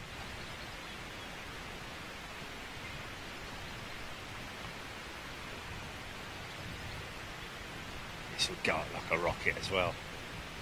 Power to weight ratio on these things is just out of this world.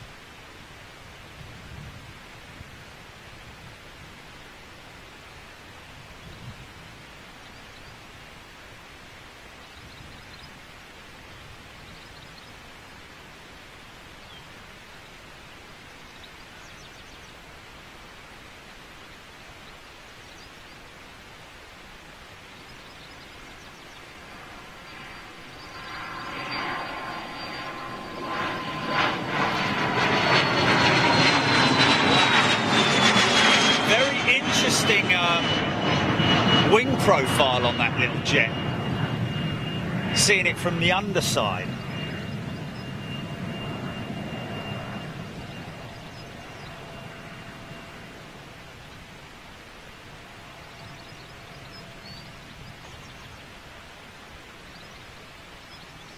Oh, is it? Oh, okay, okay. Thanks, Colin, for the update there. Plains TV will be streaming the Yeovilton Air Show.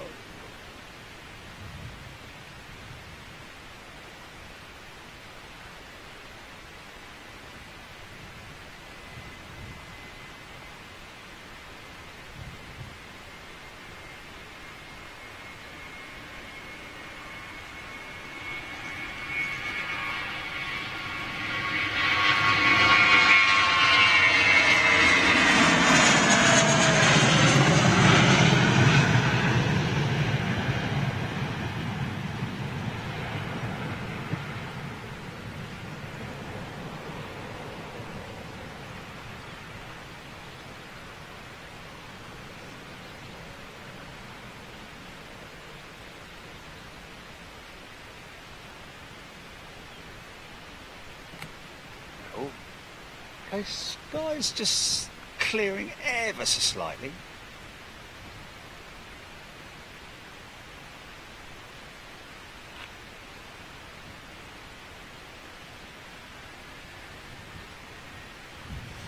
Katrina Ina, good question. BA's 350. We're going to be there on the 31st, of course. Once again, at the hopefully pumping out their final deliveries of the month at Toulouse.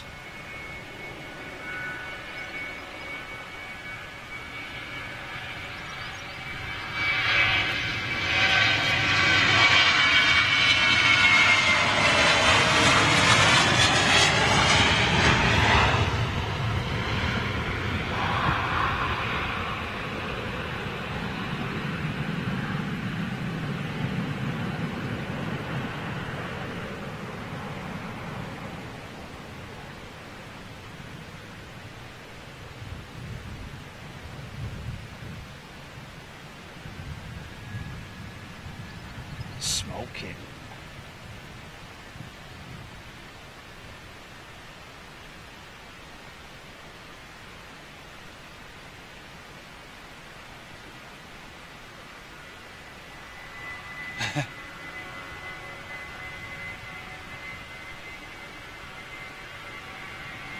Looks like at least one.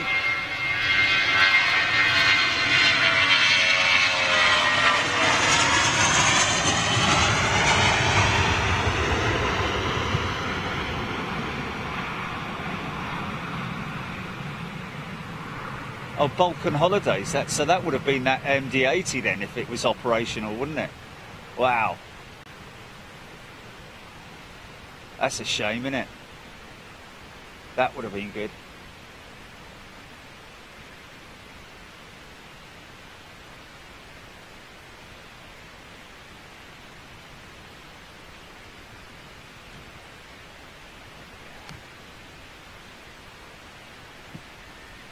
Is it? Well, yeah, but he got towed from remote, didn't he?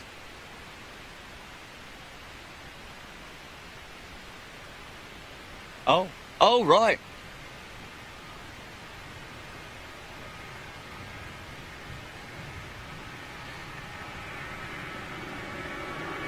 See if we can get a lift.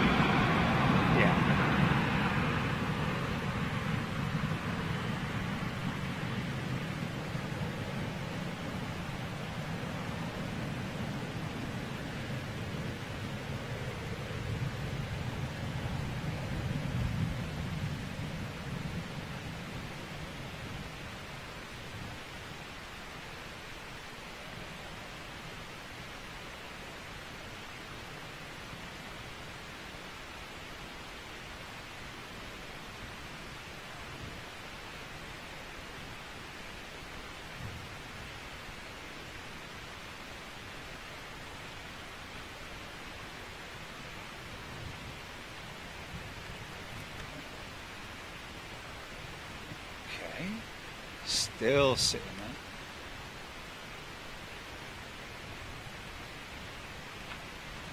Not overly busy, it has to be said, as per normal today.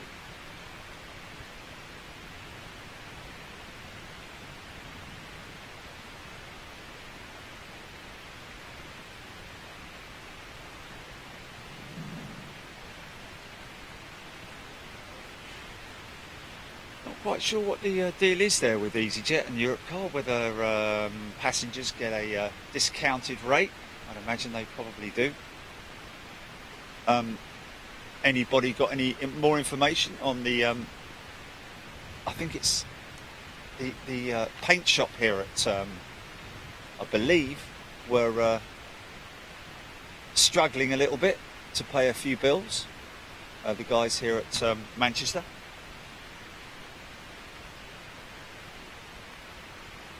Katrina telling us EasyJet Europcar to Pisa.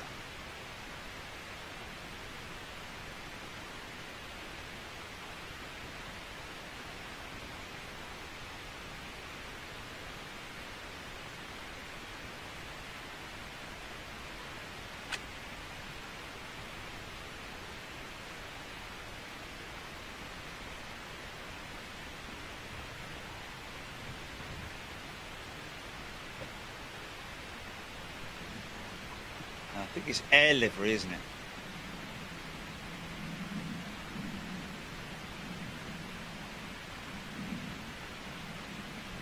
Thomas Cook mentioning earlier on about the I think it's the either the Chinese or the Japanese have bailed out Thomas Cook with an investment, which I believe it sort of had an impact on the share price yesterday. It dropped by about 45%, I think it was, but hopefully it's recovered. But basically that investment, meaning that holidaymakers who are booked currently with Thomas Cook can rest assured that their flights will go ahead. Ashley Young's off to Turkey in 4 weeks on the TUI Dreamliner from Manchester. Wow. Okay, well, oh yeah, guys, just to let you guys know, folks, just to let you know, and thanks, Jilly, for letting me know. You're all aware of this this phone case, yeah? Look at it. I've had mine done with that on there. So yeah, the phone case is available now for all, I would say. Is that right, Jilly? For all Samsung and iPhone models. So just a little bit of an update there for you guys. As you're aware, if you haven't seen it before, it's a fantastic phone case. I'll be honest with you, I've had a few phone cases from the iStore, and they're good. Don't get me wrong, they're good, but they're very expensive. And this one, in terms of value, you got the Amp Shock skin, It's a bit like what they do with the fuel tanks on the wings. This is what I'm talking about, the cell. Imagine that is a complete, not open front on it. It's like a cell. They put that in the wing, and then it gets put into the wing, and then sealed over the top, and then goes between the ribs, so that it's obviously a sealed containment within the wing. So you would actually classify the wing as being the fuel tank, which we were talking about earlier on. But anyway, yes, I digress. So this is, you can have whatever you want on the phone case. Of course, they come with a Big Jet TV logo emblazed on the back of it. Different colours, different styles, all that kind of stuff. And really good value for money, I have to say, in terms of when it comes to the cost of phone cases. God bless you, blame you, really, and do dick me lucky.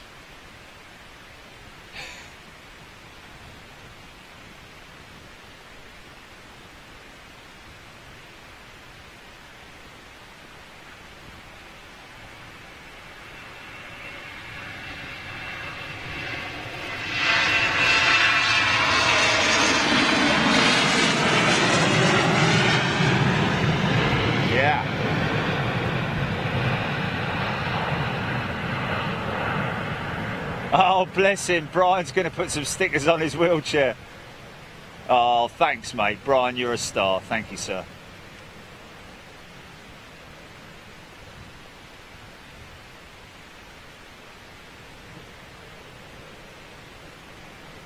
Yeah, I've got to say, I have dropped my phone on many occasions with the with this phone case on it, and the outer hard shell and the amp shock rubber inner cell is really efficient, really good. Saved me phone and me bacon many a time. Come on, Mr. Fly, get out of there, son. Go on.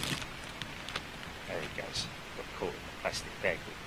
Jeff Hughes, Stephen Reed, Tim Hawkins, Air Canada Rouge, Smoky Joe, due in soon. Thanks for that, mate.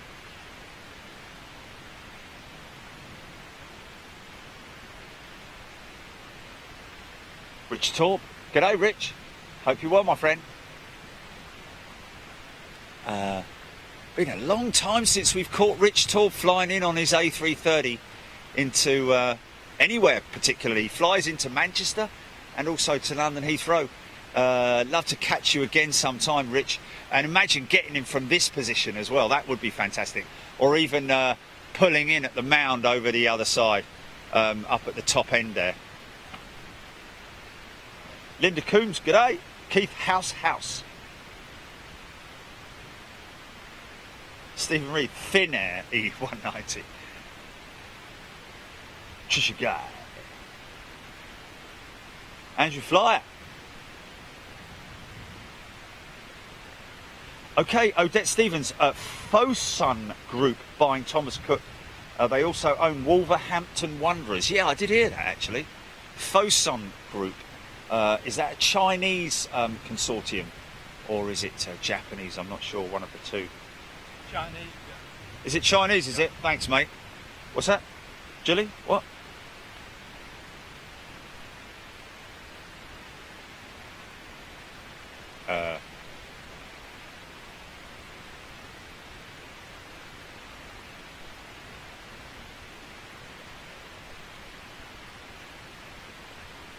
Yeah, nice one, Richo.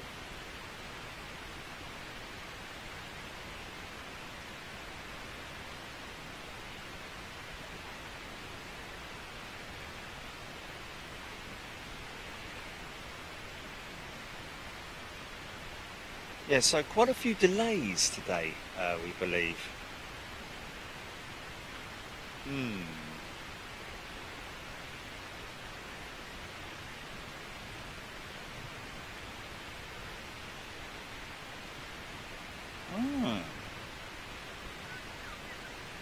Oh, Katrina saying.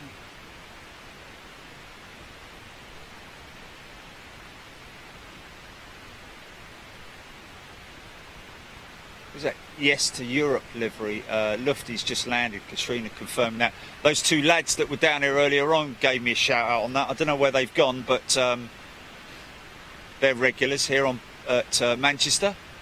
Sorry if I didn't get your names, fellas. I'm terrible with names. You've only got to, yeah, say yes to Europe.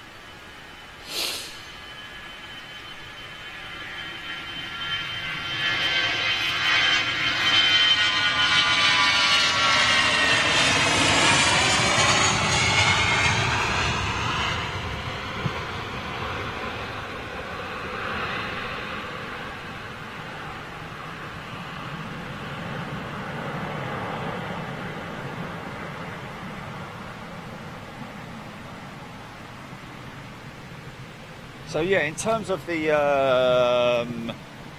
A350 wing assembly line at Broughton, the live stream that we're planning to do there, slowly, catchy monkey. If we get that and it manages to be a success, then obviously we will move on to other potential live streams in the factory assembly lines. So keep an eye out for that. Also, don't forget. Well, I say don't forget. I didn't even told you yet. So, remember 2XL last year, folks. 2XL with their 727 oil disbursement aircraft with the big boom that comes out the back of the aircraft and sprays oil. Sprays disbursement on the oil.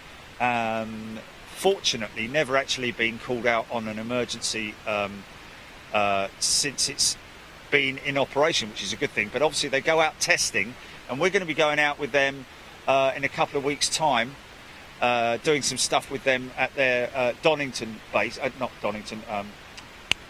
Yeah,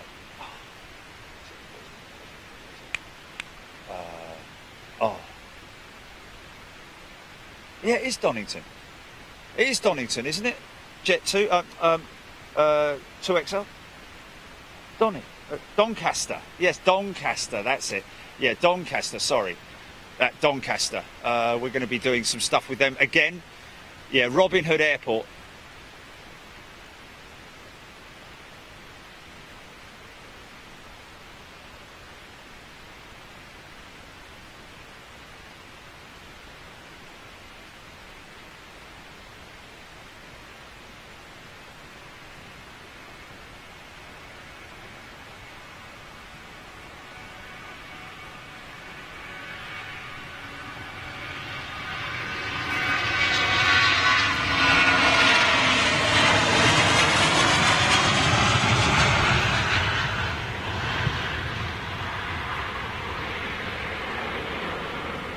Yeah.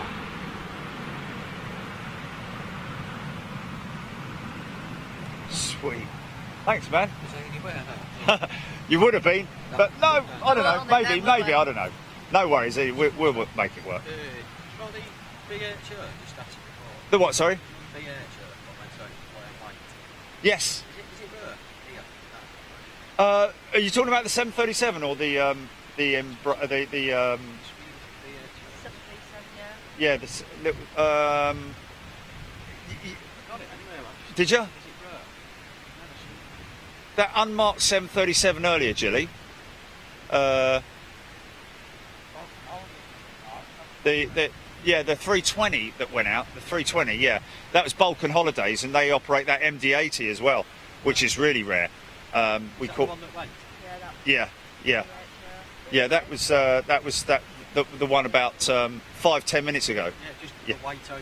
Yeah, all white. Yeah, Balkan Holidays operating that. I guess so. Yeah, it's operating from a lease company. I don't know who actually owns it, but yeah, pretty cool anyway. Good to see. Take care. Thanks a lot.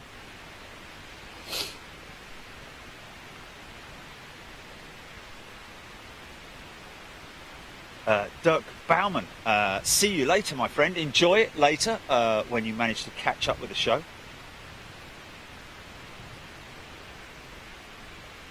Anthony Pope, good day.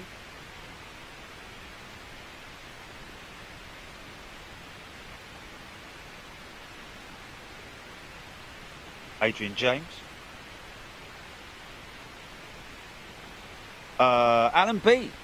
Works in the oil and gas industry, so very interested in seeing the oil the disbursement planes in action. Well, yes, just to extend on that, the plan is, I mean, if you look back in the archives, if you go onto our YouTube channel and just type in 2XL, the number 2 EXCEL, you will see the piece that I put together with those guys. There's obviously the full length live piece as well. The problem we had last time was we had a problem with the mic, like you do. So we're kind of going back to do another piece inside the hangar. One of the aircraft, one of the 727s, is going to be there on maintenance, and of course there we'll get to see the boom up close, the nozzles that control the dispersant, the panel that's on board the aircraft as well, and what is it really impressive is the actual tanks, the actual disbursement tanks that they have on board the aircraft, which are really impressive piece of technology right the way throughout that 727. And of course the other 727 will be arriving on the Wednesday, on the Tuesday afternoon, we believe, or on the Wednesday, one of the two, and then they will be doing a spray test on Thursday. So I'm basically going up to Doncaster for a few days. I'll be staying up there 2 nights and doing 3 days of filming up there with the guys at 2XL, and of course we will be filming that part live to you guys on Big Jet TV as well.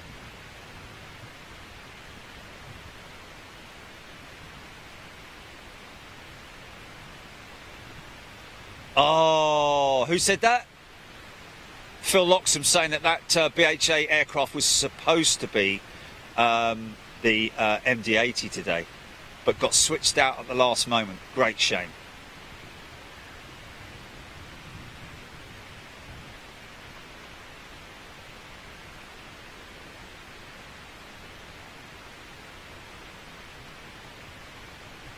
Is it?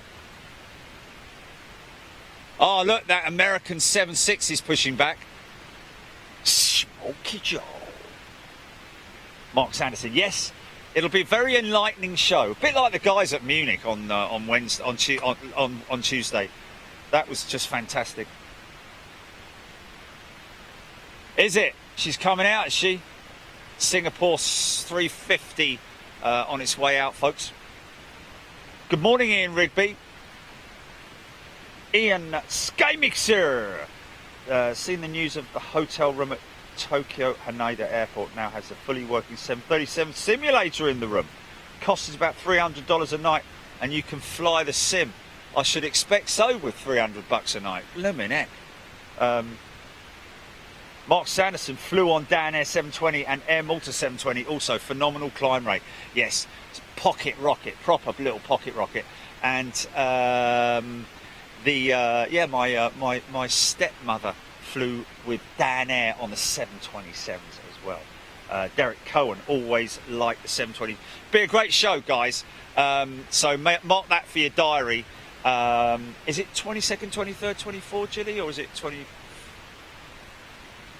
24th and 25th, folks?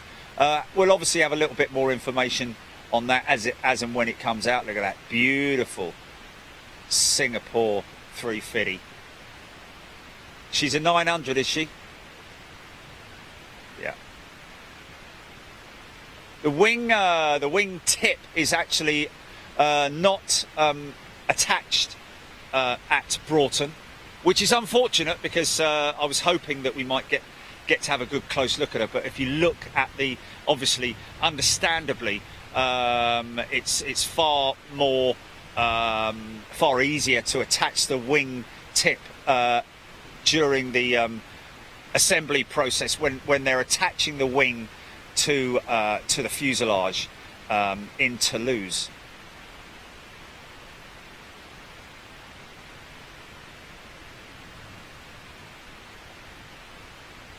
Nice, 787-10 with Etihad pushing back now. TUI Dreamliner on its way out as well. So the heavies are coming, folks.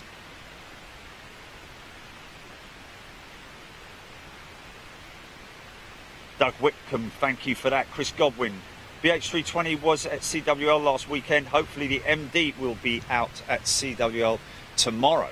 Wow, indeed. ATR, Aer Lingus and Stobart Group.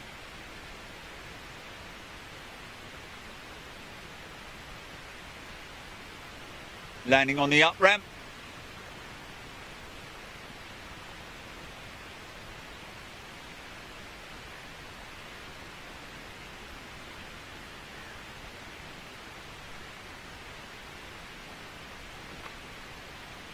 Alan Warren, good morning.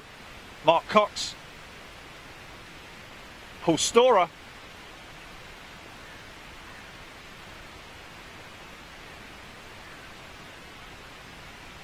oh, Michael K, yeah. Even after they fitted the hush kit to the 727, she was still allowed bird. Phil Loxham, Air Rouge 767 on finals.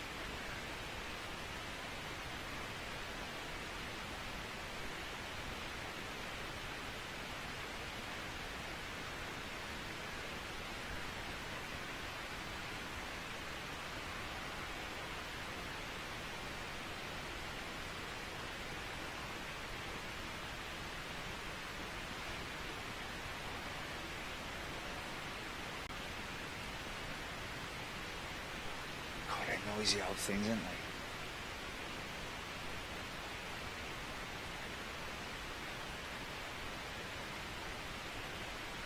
Phil Gorman, engineer at Broughton. I don't know who the guy was that came up and knocked on my door and said hello at Broughton from Single Isle. Lovely fella, shook his hand. He's a viewer, Big Jet TV viewer. Good to meet you, mate. Kyle Kershaw loves the A350.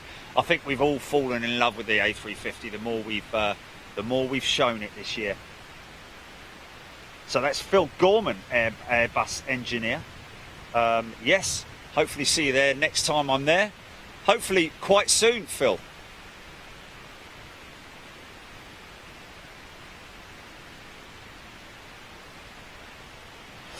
Paul Storer, do you ever come to East Midlands Airport, Castle Donington? Not yet. Actually, I say not yet. We did go to East Midlands and do a piece with Volga de Nepa and their IL-76 aircraft, the freighter. Obviously, predominantly freight going into EMA is what we're interested in terms of movements. Formula One. Quite active when the Formula One circus is on the international move, so to speak. Quite a lot of traffic going out there at that point in time, but yeah, only done one show from there so far.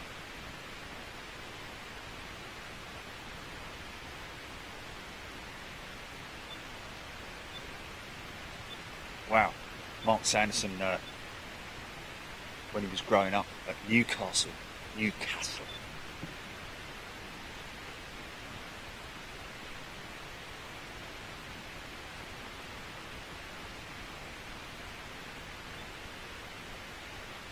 So Air Canada Rouge should be, let's see if this 350, got a 7.6 Dreamliner and 350, what's that?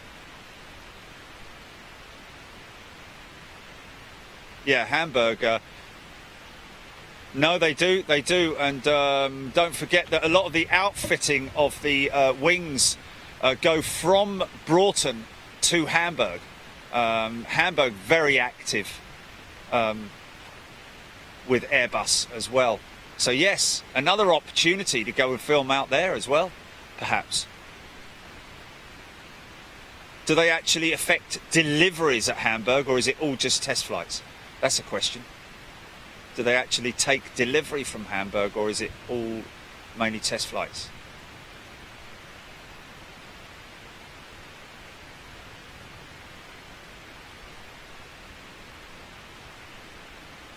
Here's your Rouge on approach.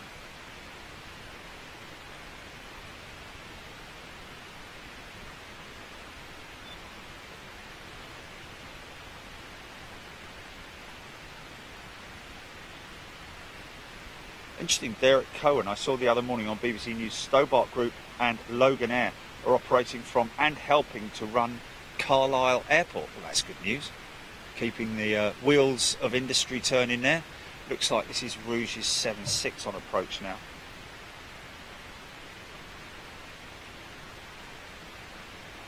Anthony Hoare, or Hoare, should I say. I'm not sure how I pronounce that. Oh, they do deliver from Hamburg, Fred's saying. Thanks, mate. Interesting. So that might be another option then.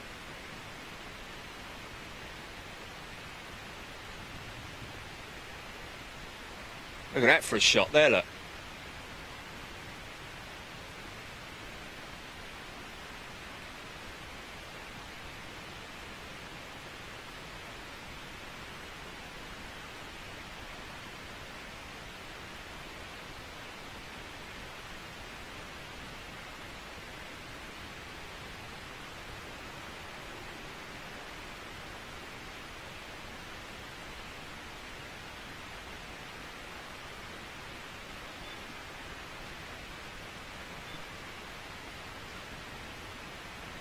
Oh, is it all mainly single aisle, is it?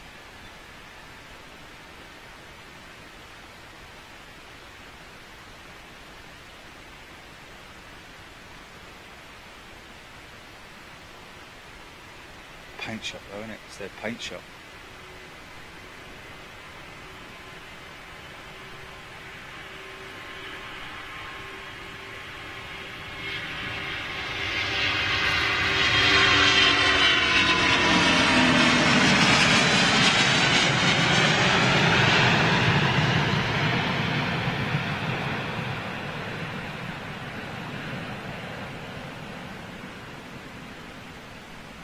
Yeah.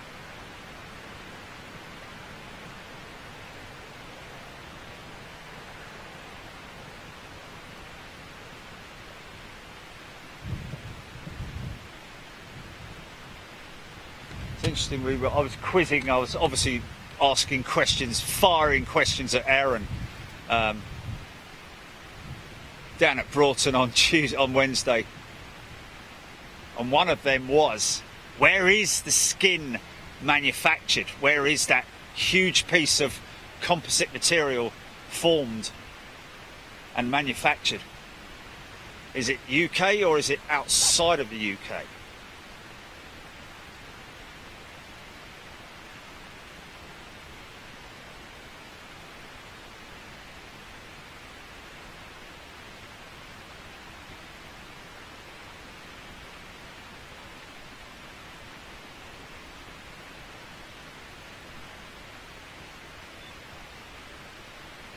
Do like the tail livery of that Rouge.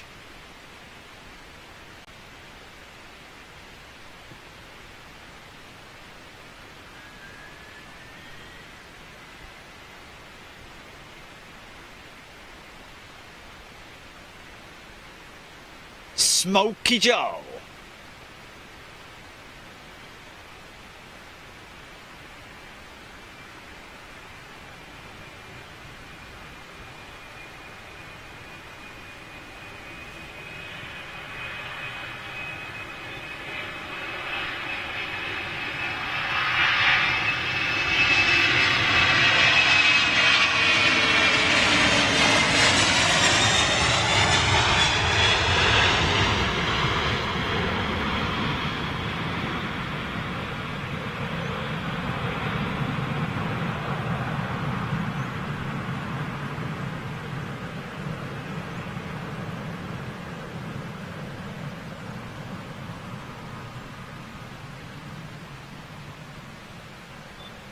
Yeah. Beautiful. Beautiful. Oh, look at that. Look at that. The 10's coming out. The 10's coming out.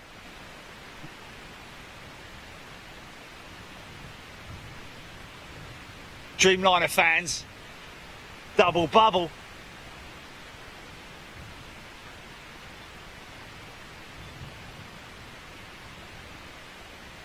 Tom Cox, Emirates 380 had its 13th test flight from Hamburg yesterday.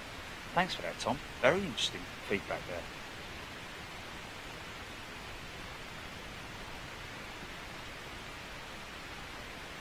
Alan B didn't buy anything from Smoky Joe's at Hamburg, at Munich. Sorry.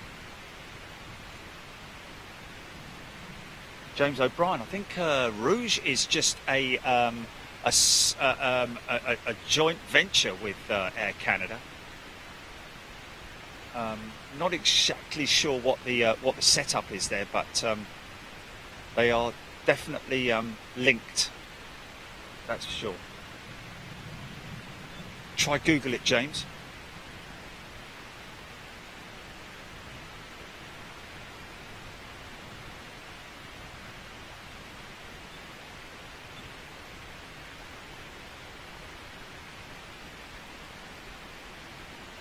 So watch the wing. Watch the wing actually start to flex. Look at that. Look at that. As he picks up speed. That wing is really starting to flex now, right at V1. Watch this.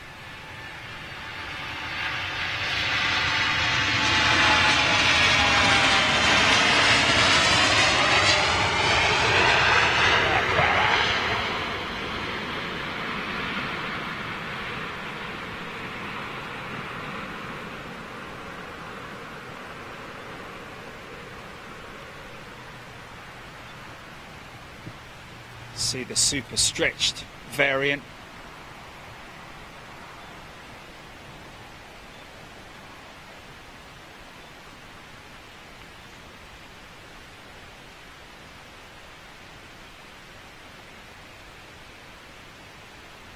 Well, Mark Sanderson, no. I very much doubt that full automation with ATC. I mean, it took them long enough to stop using those slot cards because it's a fail-safe mechanism. But in fact, I think some ATCs still use that old technology. It's fail-safe. I mean, you talk about a paperless environment. Sometimes in some industries it works better to have physical paper. You can hand some. Here we go.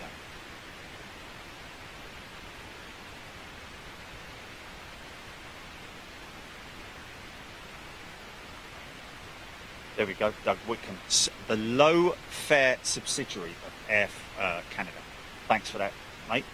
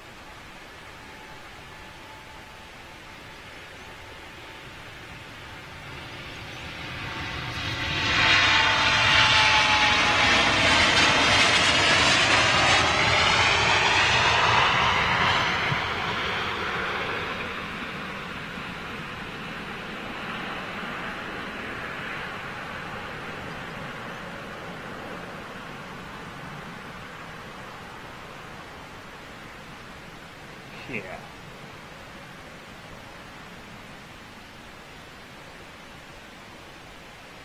Splendid looking aircraft.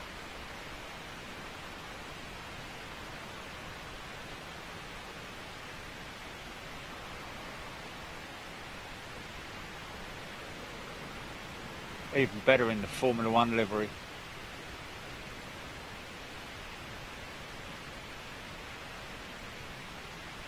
3, 2, 1 in the back of the room. British Airways just arrived. Little Logan Air going out by the looks of it. Fired up.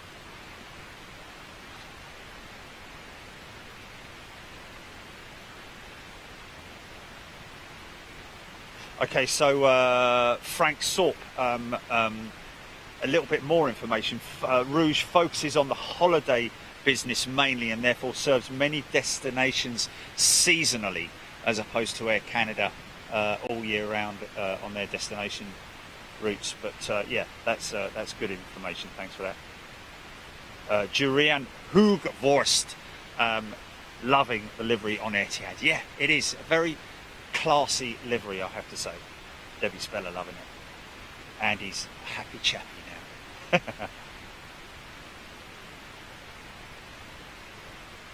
Caroline Blair talking about Norwegian's flight tracker.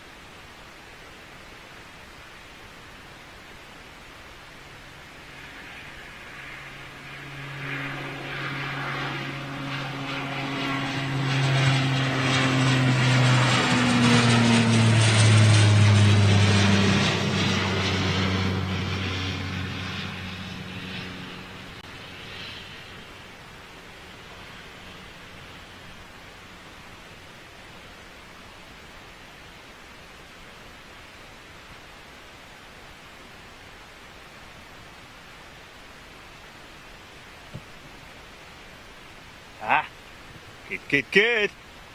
Okay, TC. On a Tommy Ernst. Someone's new cap has arrived. Hey! Hey? Oh, is it yours, is it? Oh. Take care of Barry Burns. All the very best. See you midweek. Mark Cox. Mitchell Ulzinski, well, Air Canada wants it to be low cost, so makes sense. Yes, indeed.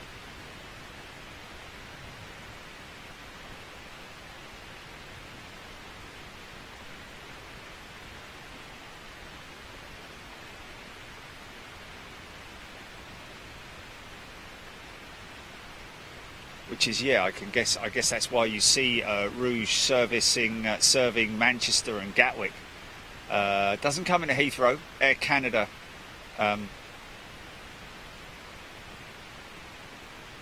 not so much on the holiday traffic. Bucket and Spade Brigade, as it's was known as in the past.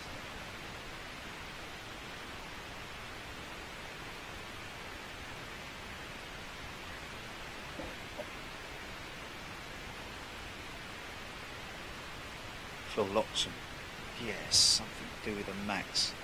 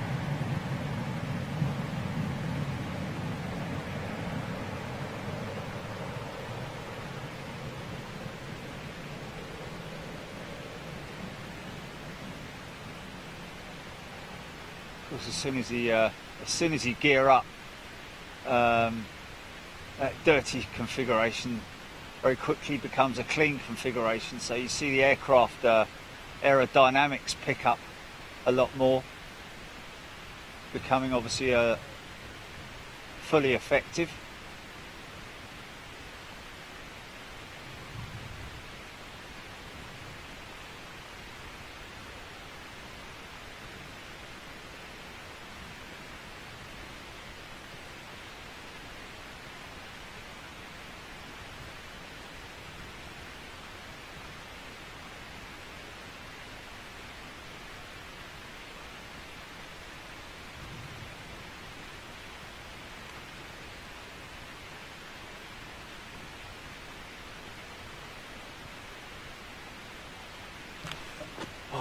Lovely smell of manure.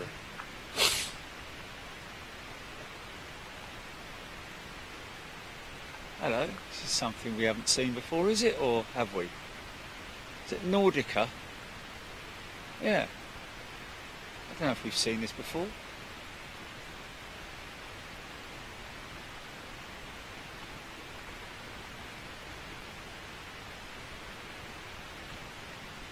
Bombardier! Oh, Doug Whitcomb, another Virgin Queen on radar. Off to Atlanta. Vroom. Vroom. Darren Emerton, good morning.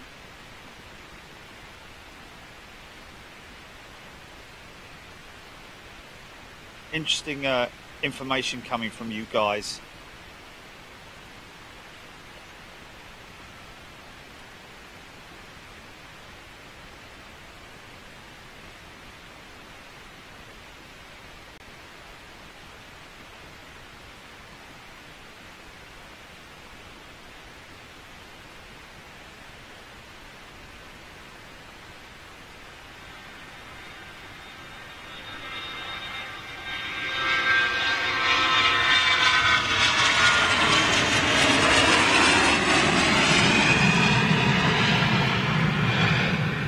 Nice.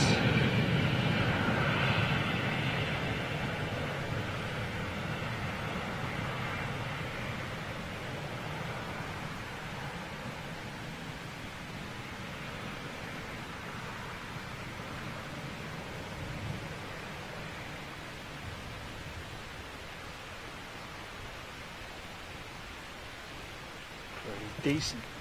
Pretty decent. Okay.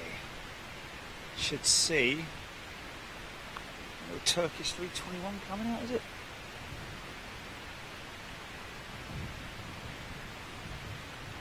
Mats Barkstrom on Facebook. G'day to you, tuning in from Sweden. Stephen Reed. Dirk Bauman.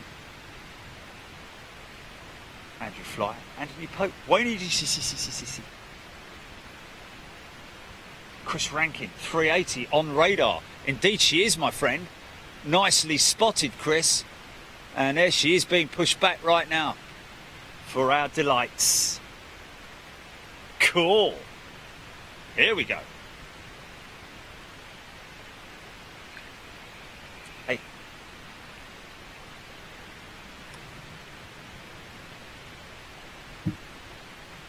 Sweet.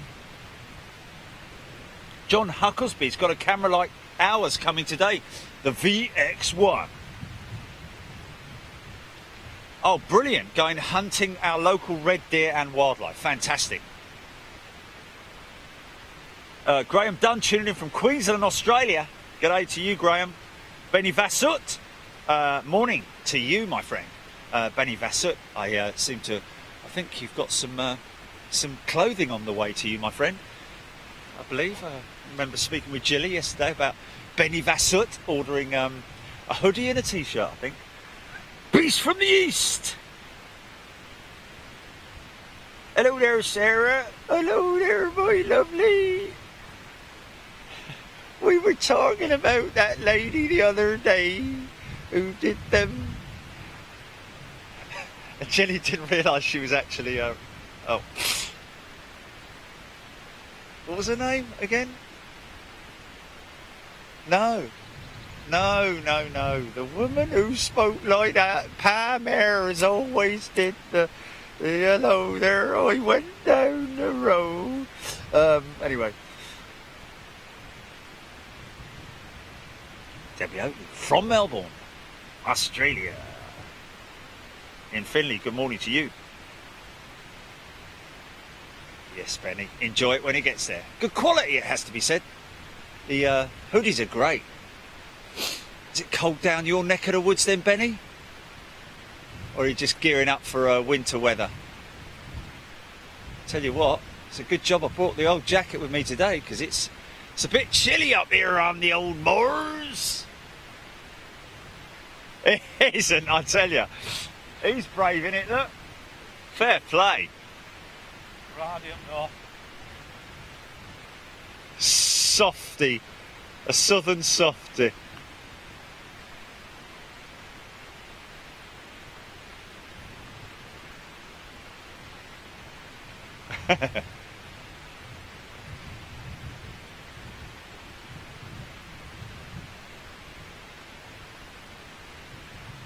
Shirley Page.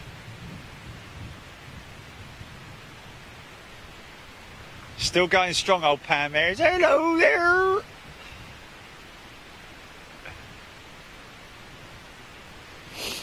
See in the background the fire testing station for Manchester. So maybe when they see what we've put together with the guys in Munich, they might sort of like sit up and take note, along with the other airports in the UK. But they're just not interested in local community, folks. It's all about the bottom line for these airports, as it is, of course, for all the European airports. But they do take time to look after their local community and the plane spotting community as well. Visitors to the airport, especially Munich and Zurich and Schiphol.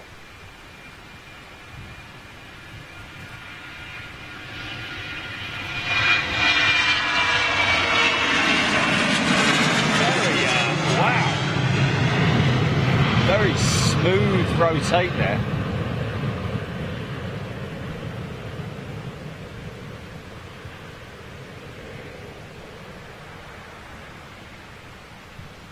Yeah, the one of our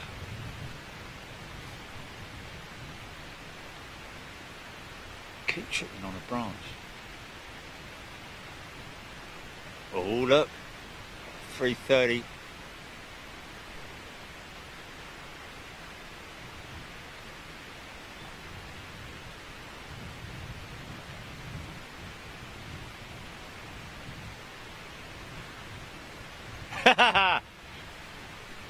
Odette Stevens.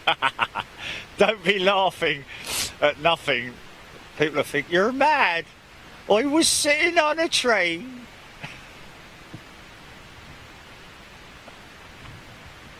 Okay, Turkish Airlines. Ashley Young. Gordon Atkin. John Huckersby.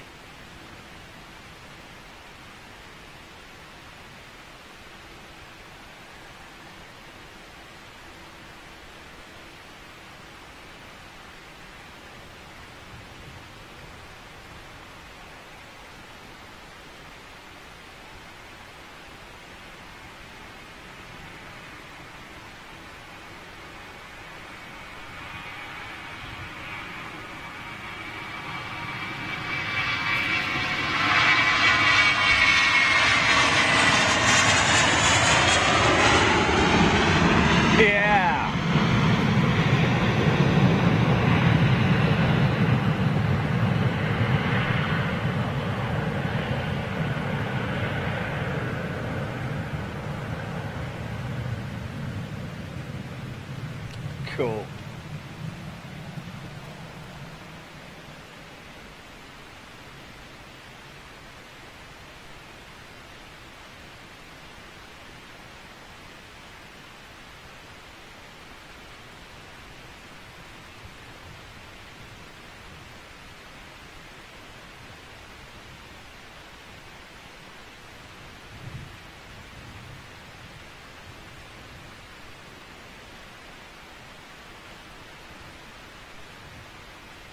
Odette Stephen, take care. All the very best to you. Antonia Ham.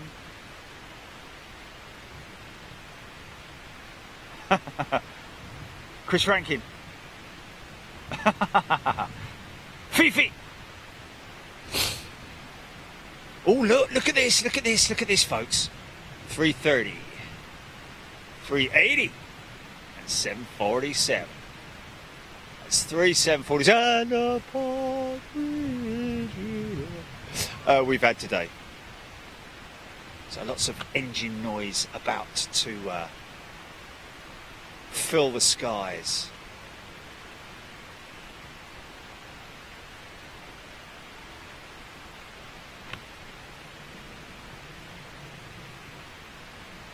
This one's coming out. This one's coming out for you. Just a little one behind there, Wendy. And Mikey VDA. Hope you're well, Mike.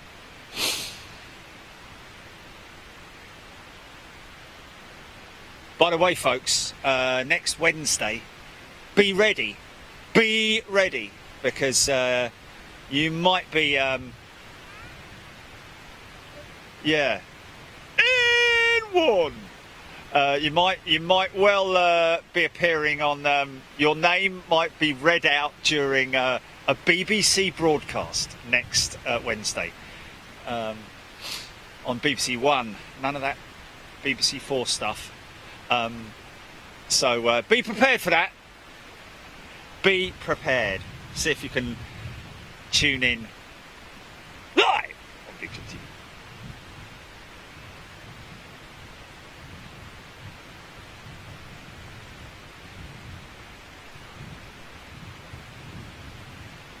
Okay.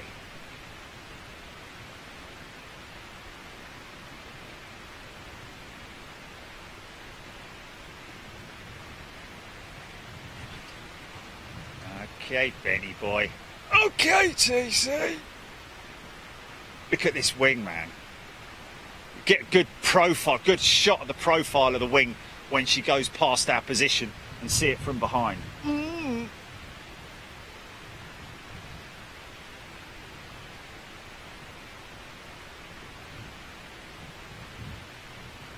Here she goes. Here she goes.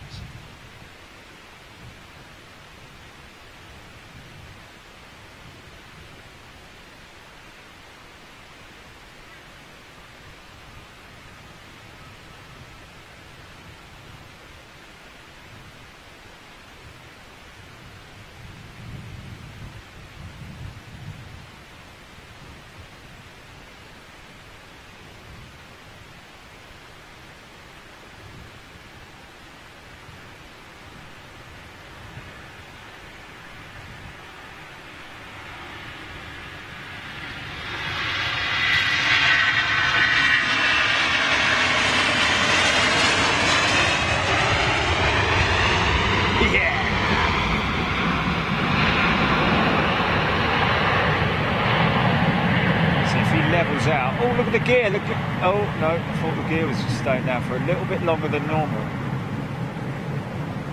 Now watch, as soon as the gear doors close, you'll see the obviously gets into that nice clean configuration. The aircraft will level out slightly, possibly.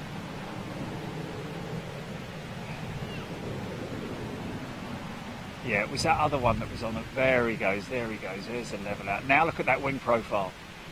Look at that. Look at that. Oh yeah, ribbons, ribbons, ribbons. We have ribbons. Ha ha ha. Right off that wingtip. Look at that. Look at it. Yeah.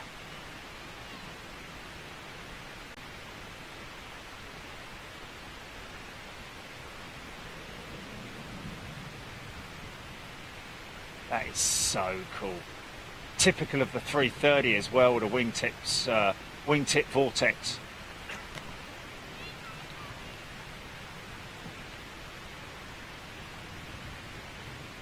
Sweet. Anthony Pope. Yeah. I mean, you know, it's just the kind of it's the kind of thing that, you know, it's like your car. It's I don't know. You know, I don't know. Yeah, it's a good point. People have names for for aircraft. I mean, most of the Virgin aircraft up till now have been girls, but I think they're going to be a little bit more sort of like there's going to be some boys and girls, unisex nose art.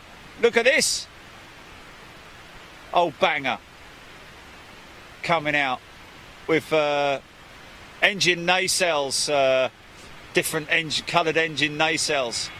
Lufty. Well, so you can see that.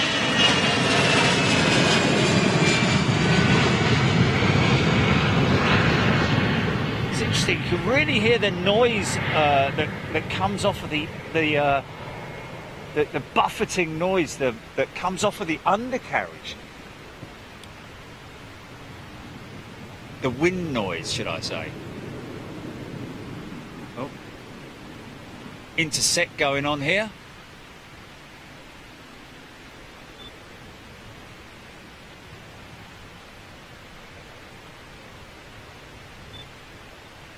Fifi Laguna flew on a TUI Dreamliner called Neil a couple of years ago. Hey!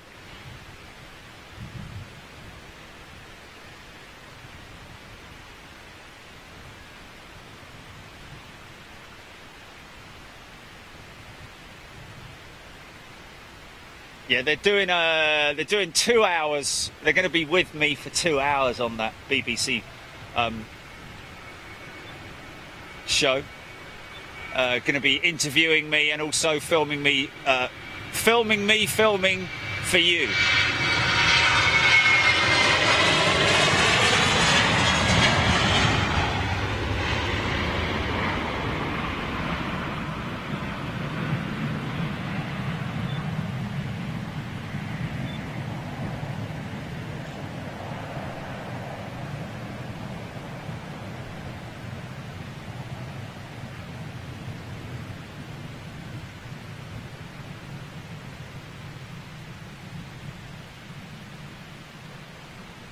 King and Queen. Same shot.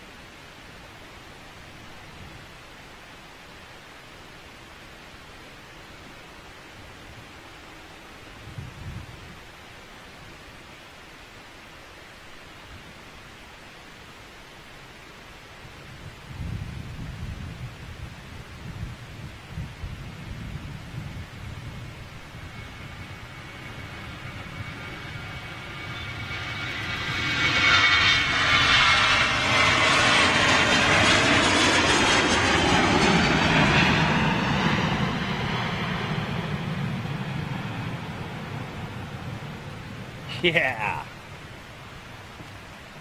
It's like she's going straight out, folks. Listen to this. She's rolling already.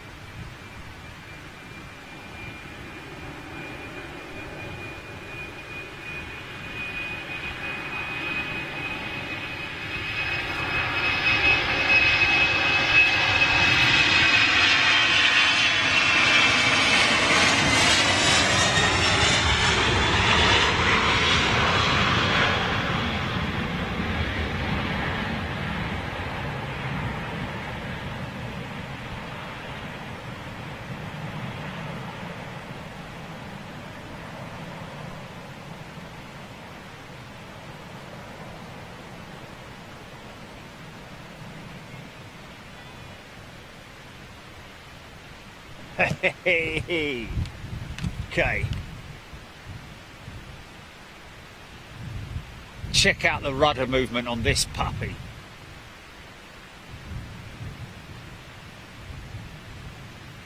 Got quite a lot of side wind, so should see quite a bit of adjustment. Here we go.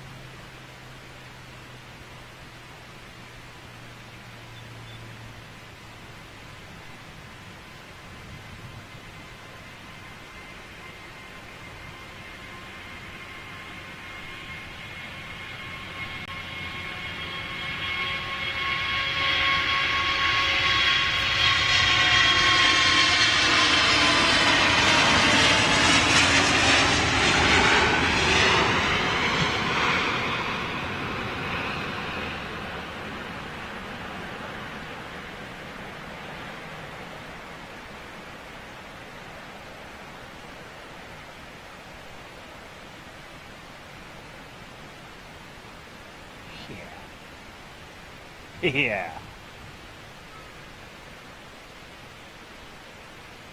So impressive, man. So impressive. Now she'll do a right-hand bank, I'd imagine. 330 coming straight out, leaving quite a big wake. So I'd imagine this 330 is going to be held for a little bit. So we'll get the bank.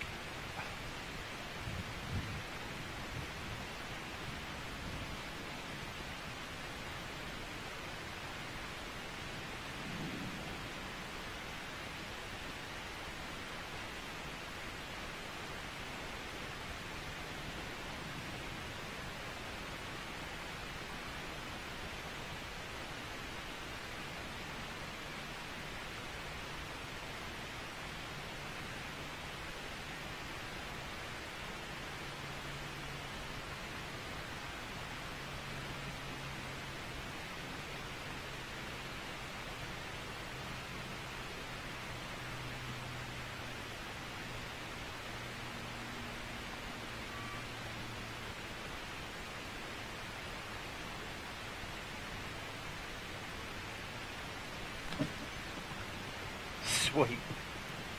Say around about 7 to 8 miles that wake can be effective. That's why they have such a big gap between aircraft, both on approach and departures, on departures and approach.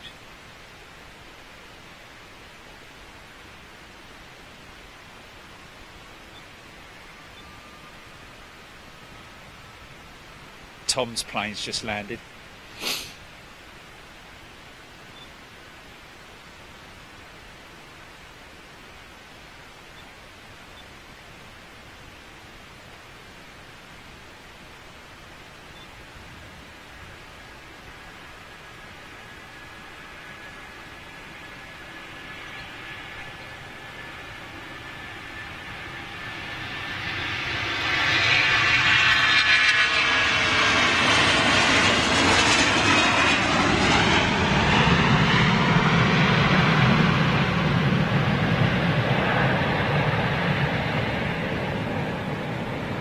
Okay, we're going to get ribbons off this one. She banks early. We should have. Come on, girl. Come on, girl. Turn right.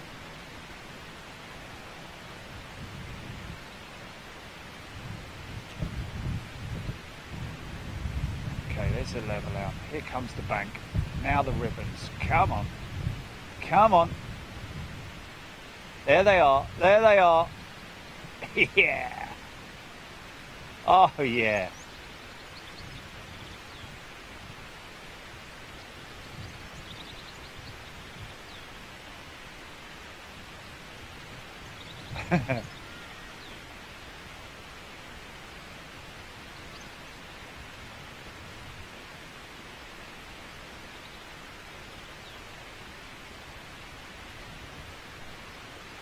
Wow, just skimming the bottom of that cloud.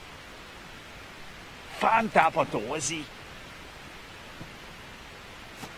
We got Tom Ernst's plane still taxiing there.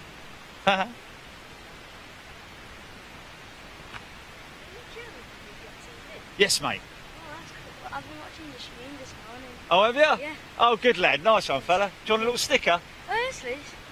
There you go. Good lad. My name's Plain Spotted Ringway. Oh, but I saw read out your comment earlier on. Hey. Yeah. Well, look, mate. I haven't got any white ones, but you can have an old school blue one. Cheers. All right, mate. Yeah. Enjoy the rest of your day. Thanks. Plain Spotted Ringway. There you go. What's your name, son? Plain Spotted Ringway. Yeah, your name though. Charlie. Charlie. Oh, that's an easy one to remember, isn't it? Charlie.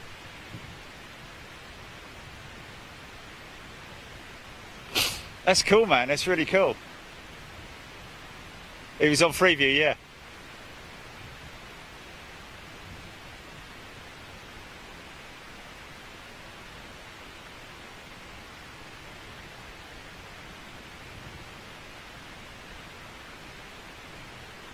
What's the latest on Cathay's 350, Jilly?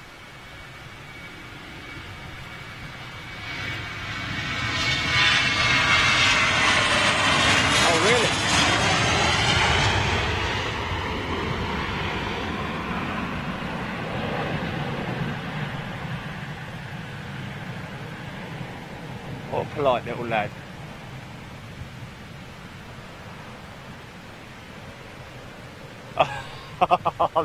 That is just typical, isn't it?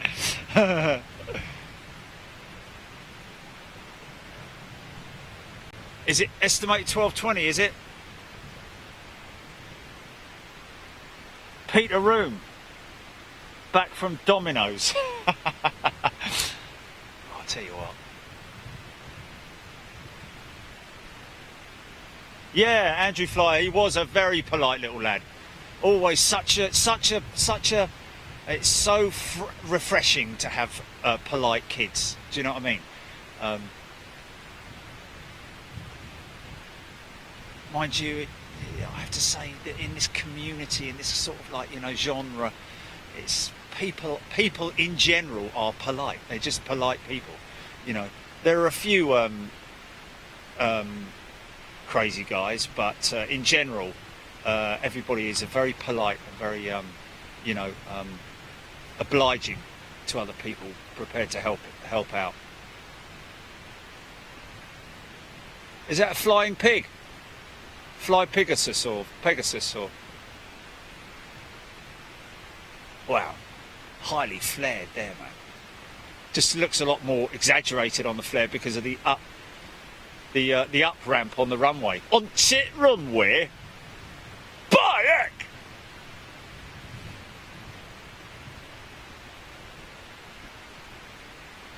Go on, Peter.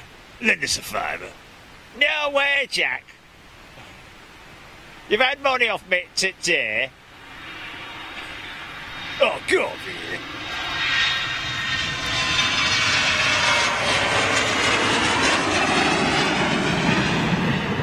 Yeah.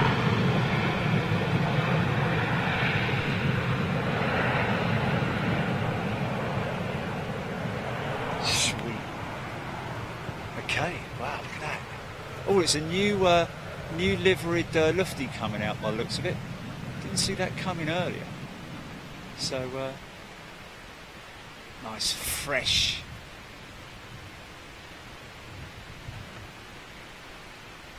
Daniel. Somebody's birthday. Daniel. Let me see. Daniel. Where is it? Have I missed it? Blimey, that's a long way back.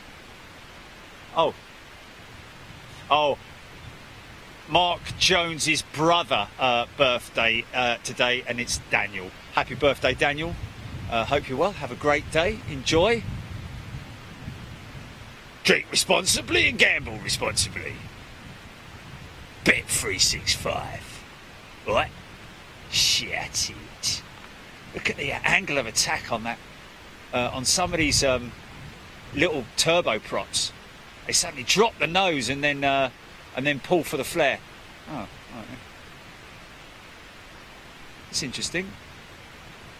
ATR would normally be, we used to normally be seeing Orani, which I haven't seen for a while, to be honest, or Stobart, stroke Aer Lingus. Who's that then?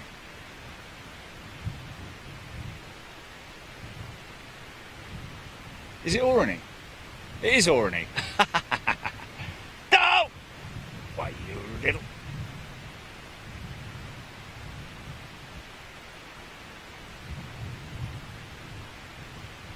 Hope we see our friend Tristan at some point, who's now on the, who's moved up to the Embraer.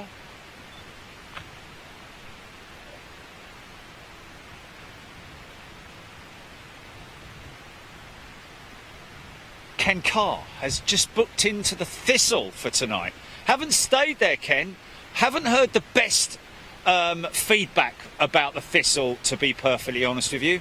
But obviously, if you're staying there, then you can get yourself some good plane spotting out there. On this is the Say Yes to Europe, which those two chaps earlier on, two young fellas who were here. So. That's interesting. Say Yes to Europe. Is that sort of like? Is it aimed at us? Is it, or I don't know? Yeah. Yeah, I'll be on. I'll be honest with you. I wish we had stayed where we were, not done anything.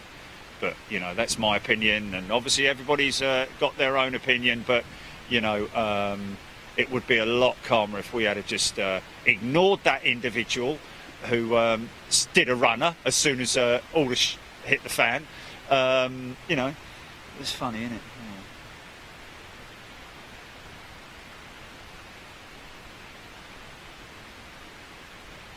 Ha! Here we go.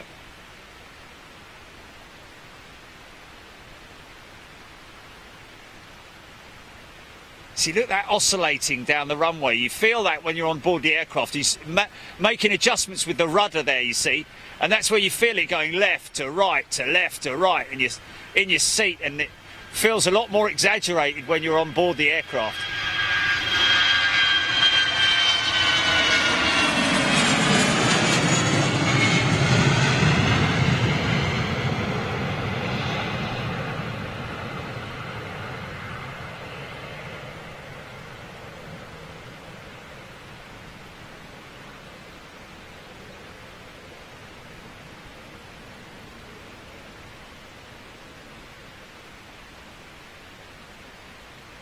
Oh no! Right. Go.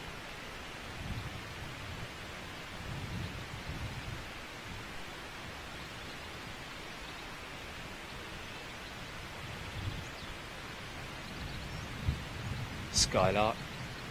Skylark at low altitude, I have to say. He's very low. There's a few of them around here. Always difficult to spot the skylark. They're either like, you know, 150 feet up in the air, or they're actually in the grass. Oh, there's one. Look, there's a skylark there. Look. There's one there. Look. All right. Okay then.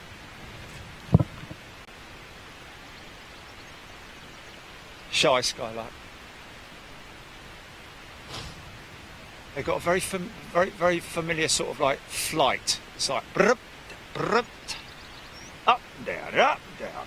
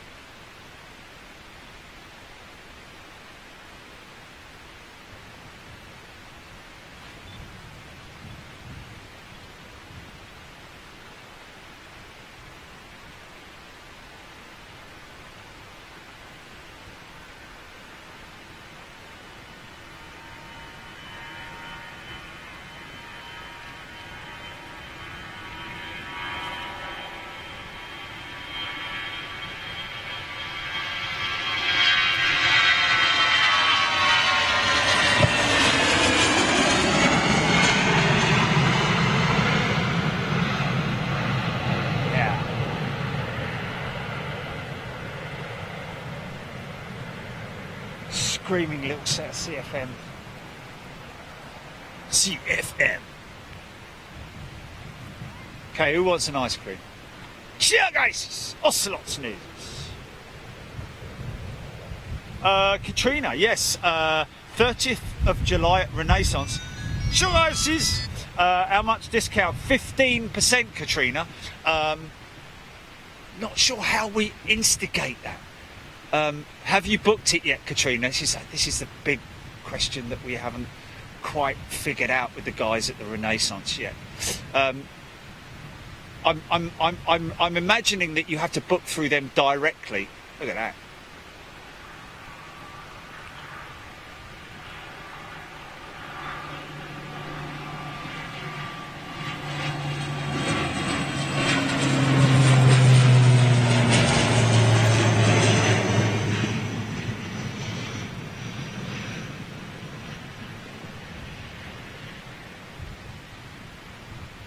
Yeah, I think it's much like it's much like the same sort of like system as the Hilton Garden Inn, where you have to book through them directly.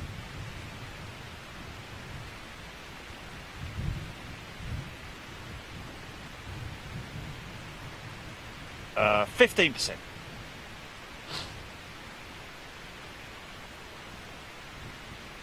Yeah, it's quite a shy little bird. Or elusive, should I say, the skylark. Skylarking.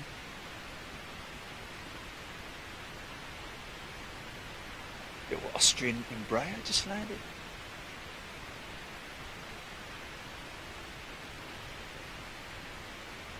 I don't often see the Austrian Embraer, or is that just me? It's normally they're 320, or you know, especially the new liveried 320 that they run. It's quite interesting to see an Embraer, Austrian.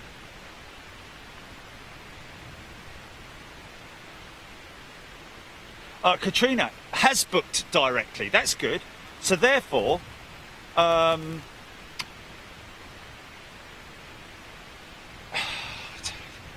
it's a tricky one, isn't it? Because really, Katrina should have had that discount applied when she booked it, didn't she? You know what I mean? Because if she goes back there now, I don't think they give a refund on your. Oh, it's just a shame. Something that they can apply to it. Yeah, I don't know. Is that little TAP, the Portugal 320 Neo on its way out again? Blimey. £132 for the HGI for Hilton Garden Inn, 80 quid for the Thistle. Well, I'll be honest with you, let's get some feedback about that Thistle, because for 80 quid, that's really cheap. That's sort of, very cheap prices there.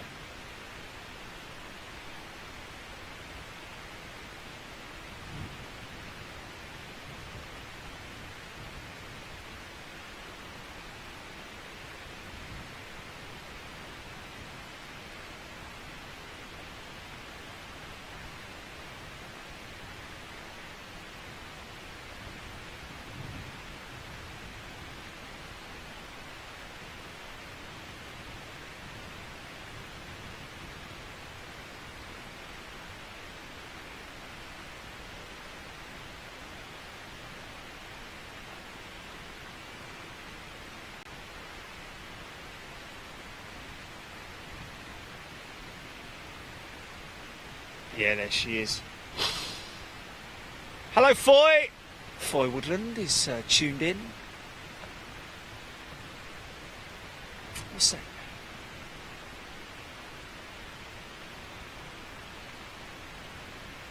At 3:30 inbound as well.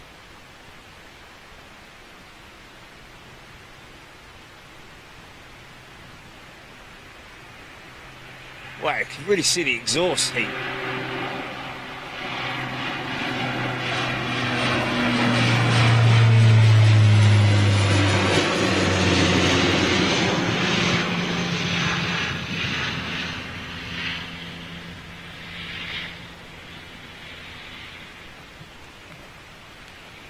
Yeah!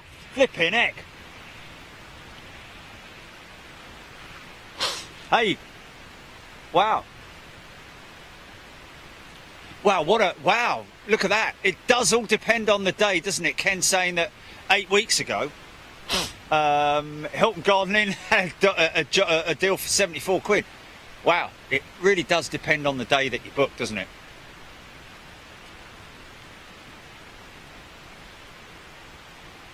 Oh, Mark Kennedy says that his team just pushed this TAP Neo back that we're just going to see. Wow, look at the swing on that.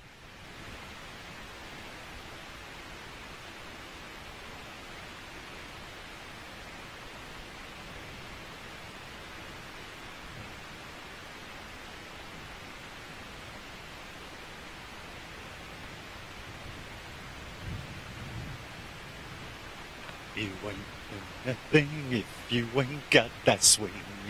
Do up, do up, do up, do up, do up, do up, do up, ba. What's that? Say it again. Mark Jones, thank you. Enjoyed the show. Thank you, Mark. Good to have your company. Ken Carr, and that was room 747. Hey!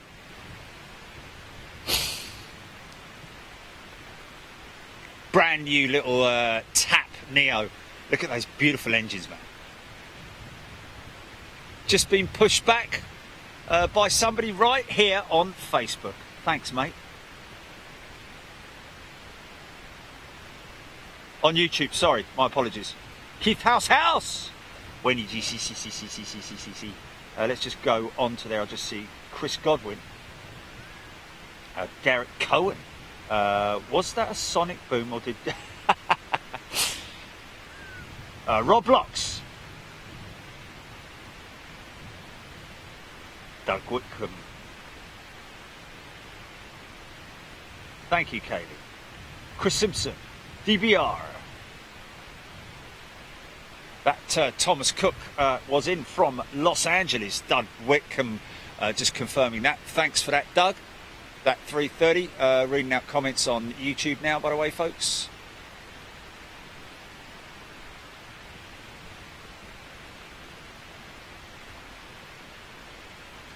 Going to hang around for that Cathay Pacific. Hopefully, she'll be making her way out soon. Mark Kennedy is the man whose team just pushed this 320 Neo.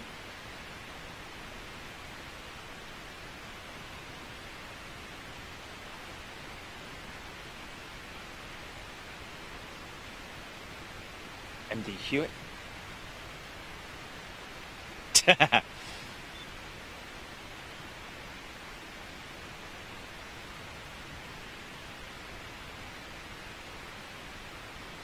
So who knows what we're going to be greeted with at Toulouse at the end of this month on the 31st, last day of the month. So as you would expect, any late deliveries that they're going to be trying to get out, we're just crossing our fingers that it's going to be either BA or Virgin on the day, folks. Here we go.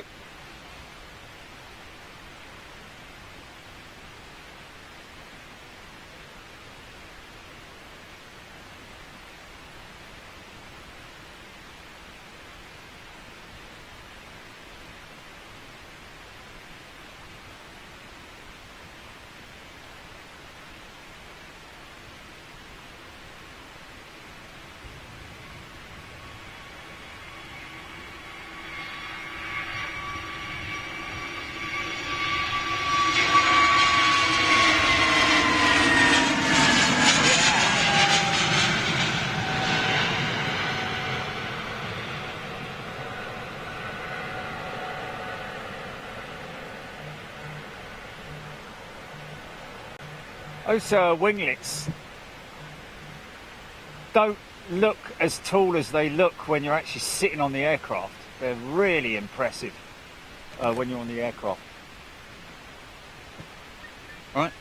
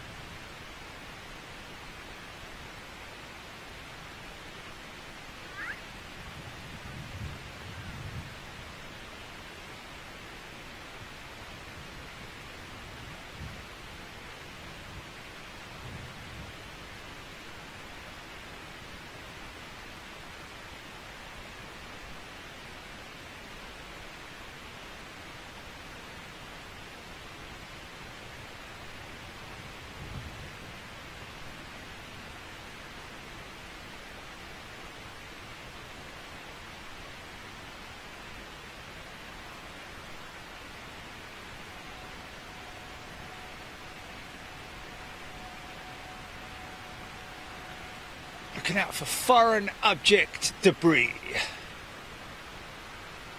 all those max tails down there, folks. Dear oh dearie me. And of course, you know, all this time that the, you know,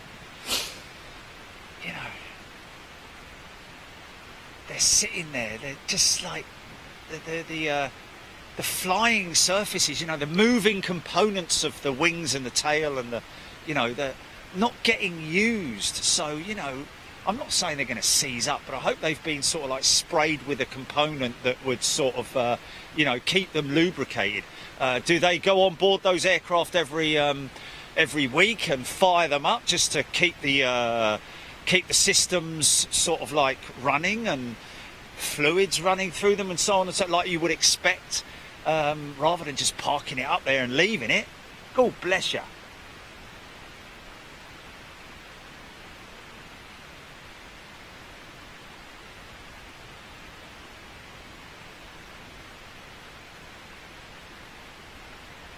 Adrian James. Oh, Adrian James is on our flight on the 31st. Wow. Desert Cat. Loved the Munich show last week, Jerry. Was very impressed with the friendliness and courtesy shown by all the staff at the airport. Seeing the Emirates up close was amazing. Many thanks to Beat Jet TV. Yeah, indeed. And thank you, Desert Cat, for tuning in. Glad you enjoyed it. Lots of people, great feedback about the Munich show last week.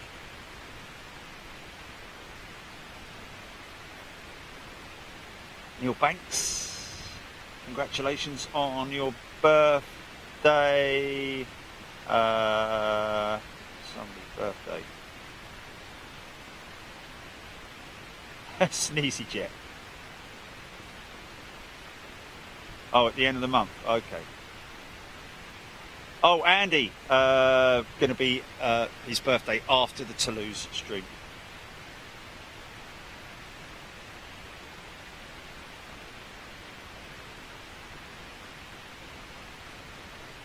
Ali Nicol, bonus with Dublin is that we can listen to ATC. We can't, unfortunately, on live TV, unfortunately, Ali. But we're booking up. It's August, isn't it, Julie? We're planning Dublin. We're coming back to Dublin. Oh, really? Oh, okay. So we may well be able to run ATC when we're in Dublin. We'll have to check that.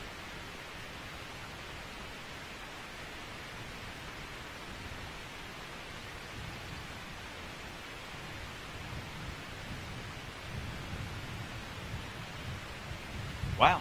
Okay, well that will be good news if we can. Wonderful, wonderful Copenhagen.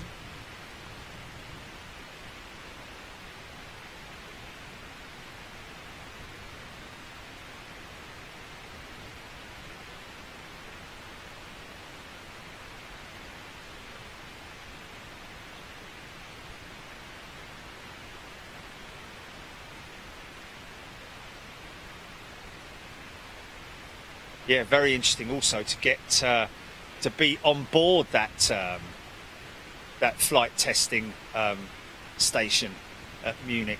Really interesting to go on board it and see the interior of it laid out as much like a real aircraft, with the economy section, the lower section obviously for the freight.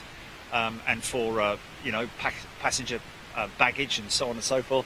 So they've got a container down there that they simulate a fire on.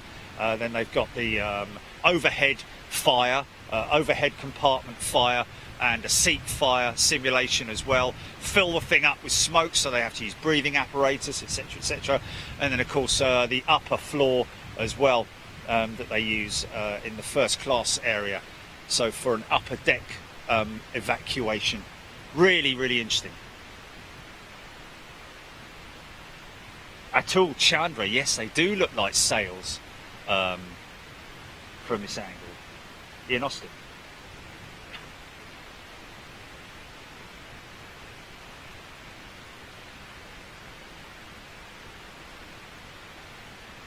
Be a city flyer on approach, Doug Whitcomb.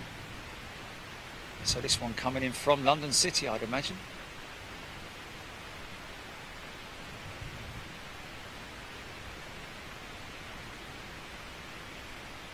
wonder what they're going to do with these, whether they're going to keep them for a few more years or whether they're going to replace them with the newer variant, the newer E2 E-Jet, or move over to the A220. Not sure. I guess Airbus will be pushing them for that. Be great to see British Airways, an A220 in the BA livery.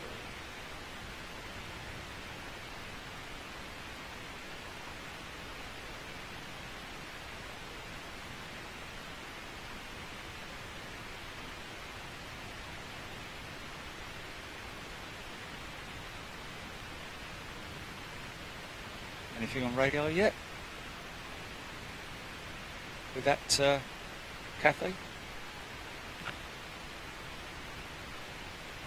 Desert Cat.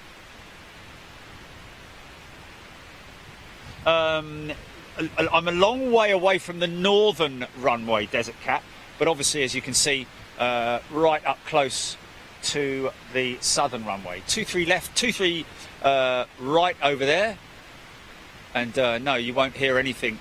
You might hear some reverser action when the bigger jets land, like the A330s and 747s. But other than that, you won't get to hear very much.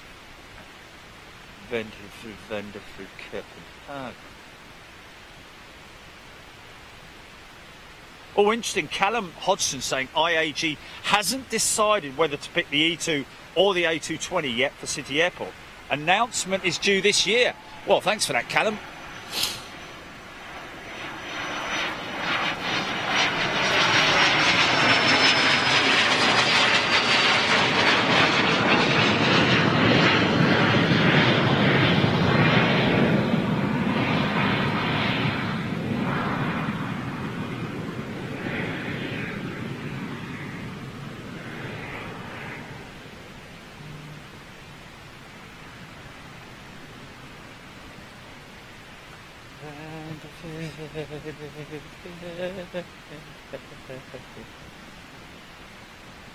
Hey, hey.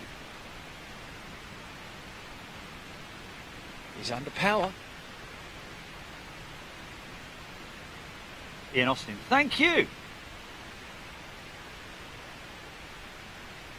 John Mansell, without the moustache. Lungs McGee is in the house. G'day from the Gold Coast of Australia. Watching Manchester and F1 at Silverstone.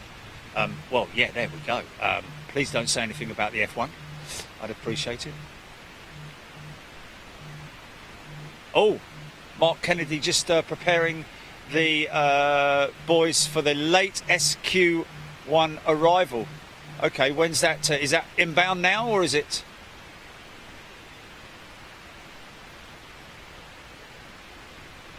Out. That's about the time that the Cathay was due to go out, isn't it?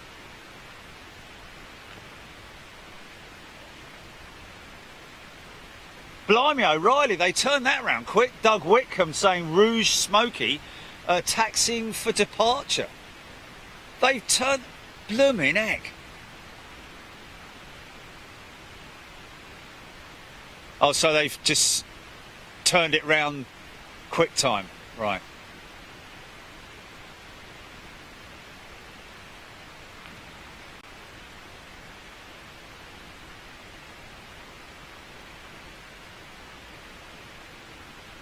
Oh, okay, that's interesting. Funny enough, who's that, Callum? Please do a London City Airport show on Wednesday between 7 and 9 a.m. It's very busy between then, and the steep approach and touchdowns are incredible. Yes, that's good feedback. And in fact, I tell you what, that might be a good one. Bookmark that one, Julie. Michael Digby just giving us information. Cessna Citation Mustang 510 Aston Jet from Toussus-les-Nobles in France. Or Noble, should I say. So yeah, always wondered when was the best time to do a London City show, and there we have it. If we can get that Is it? Okay, my apologies, Callum, that I didn't see it.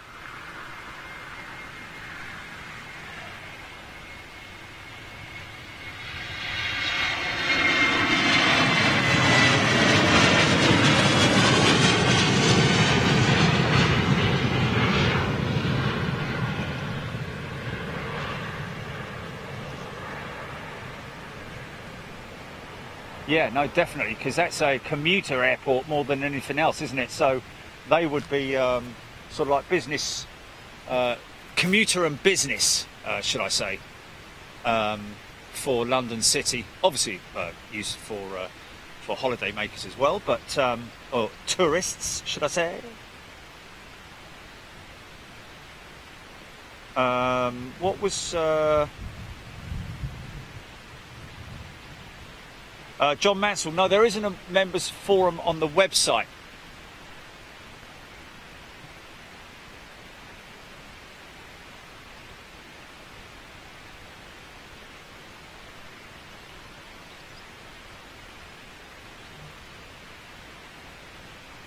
Yeah, I've got a position at London City, and I've actually also spoken with London City quite some time ago about doing filming there from the van. There is a good position there. What I'm just keen to have is that amazing city line backdrop. So that is the plan, hopefully. So that would be a specific wind direction, I'm guessing. But yes, most definitely. We'll look into doing that Wednesday midweek show there from London City. And 7 to 9 is a good time because it's a 2-hour show, early in the morning.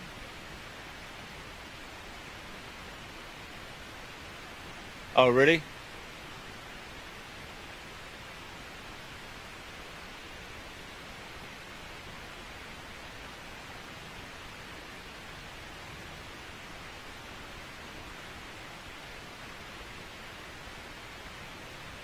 Wow, that was a bit of a rough landing there, man.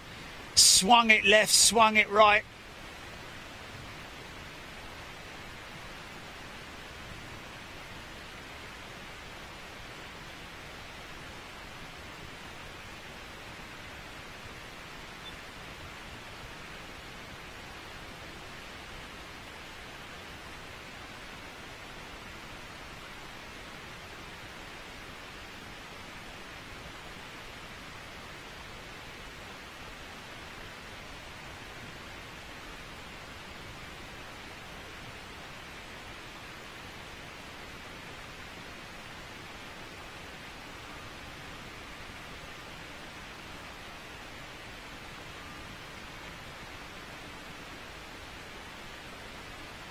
Oh, okay.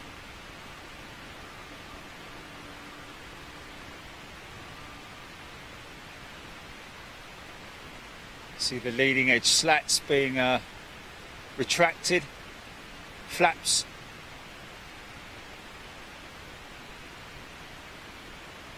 Will be next, should be.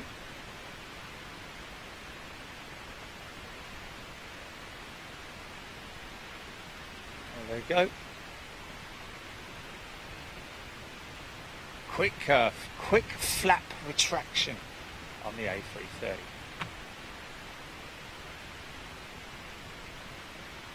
Oh, ex Berlin, ex Air Berlin. Frank Sorp saying this Virgin 330. Wow, ex Air Berlin. So that's one of the ones that was picked up. Really?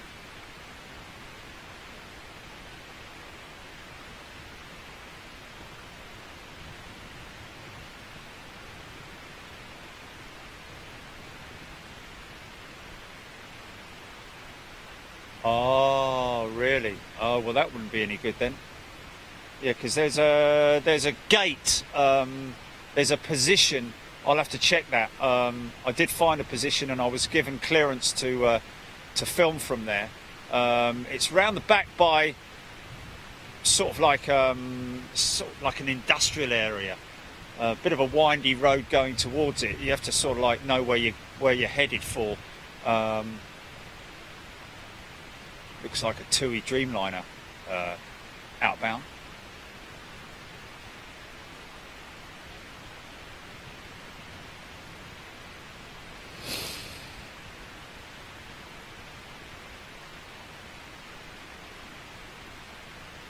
think we'll call it after that GP.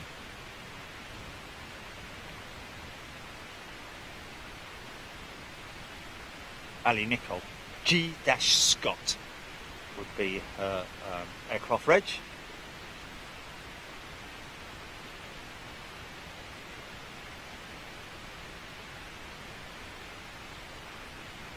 Chris Godwin mentioning about that being the second 330 that swung on landing. I have actually heard it from the horse's mouth, so to speak, from a 330 pilot who said that the 330 can be very temperamental on landing, a little bit unstable due to the high undercarriage on it and the big wing, of course. That wing able to carry another set of engines on it. Same wing as is used with the A330, A340-300, my apologies. A340-300 with the CFM 56 power plant slung from beneath her wings.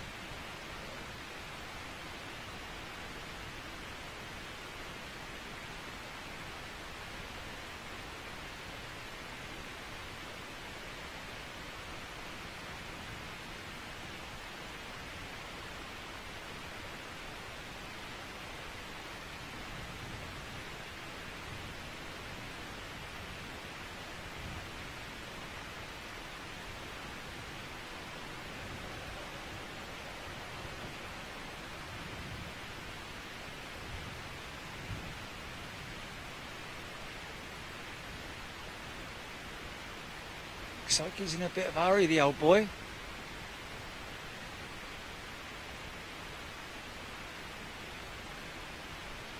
Now see that head-on shot there, the wing flex isn't as apparent when you look at it when she's on the ground. So it is incredible how much of a bend that does increase by when she's it doesn't bend, it only bends from sort of like the second pylon out. Come on now.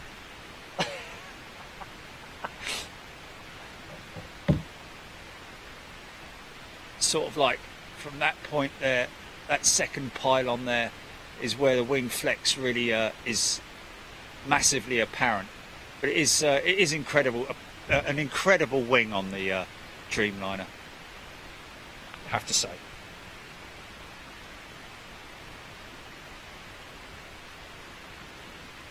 Looks like this puppy's going straight out, no hanging around. Cancun, here we come. Yeah, straight out.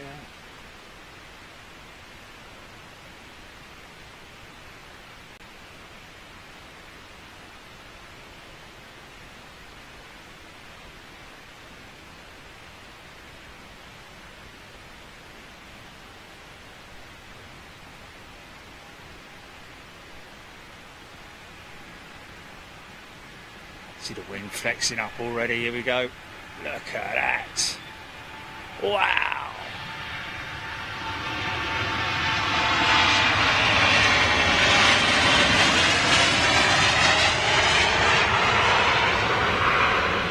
Yeah.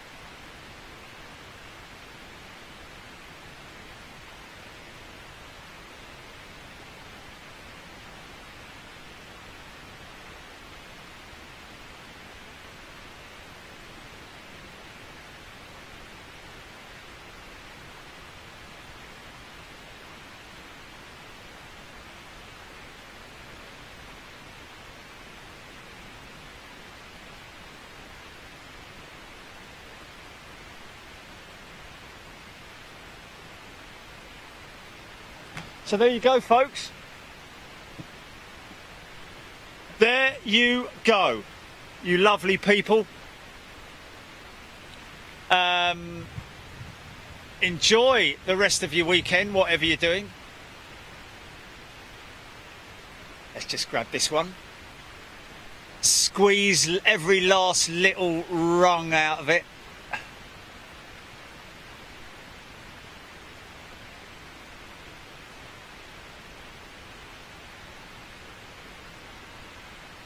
Watch how quick the undercarriage goes up on these things, man. Yeah. Super fast. Pretty lightweight piece of equipment compared to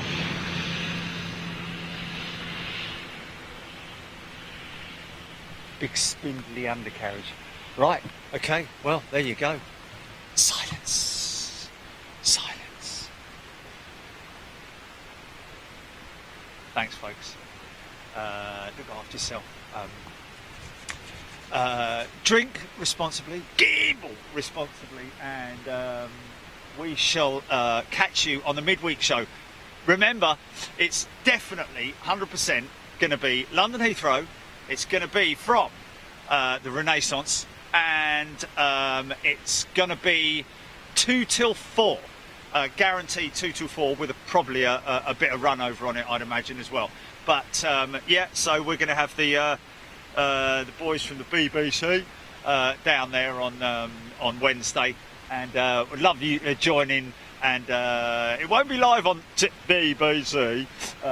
It's for a why not?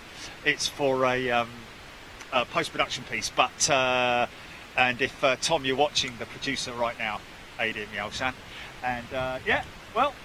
Look forward to seeing you on Wednesday, folks. Enjoy the rest of your weekend. Like I say, be good to the animals, and be good to people, all your friends and family. And yeah, thanks a lot, guys. Really enjoyed your company. Great banter, great chat with you guys, and just keep it coming as well. Keep an eye out on the website and on Facebook for updates, and I should be putting out that fire show before Wednesday. So look forward to seeing that. Might do a little bit of a live intro before it. We'll speak about that a little bit later on. But yeah, thanks a lot, guys. Give you a couple of minutes to say goodbye to each other, and we'll catch you on the next show. Toodaloo. Okay. Right, oh great, yeah, right.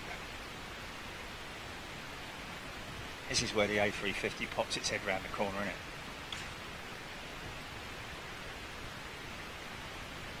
How far have you come, fella? On down the road. Yeah, but you walked down here, so are you up there? You parked I up there? parked behind your van. Oh yeah? Oh, okay, fair enough. I wasn't sure where you were. I went all the way down there, Yeah, which was a bit of a scouting mission anyway. yeah. And then I was trying to work out from my phone, from the angle of the shot, where you were. So I wanted to do some scouting for other shooting points anyway. Yeah.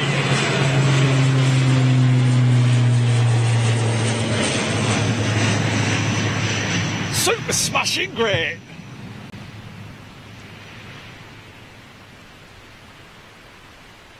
Your coffee, Jilly. Oh, yeah. So the mic issue sorted itself out then, yeah?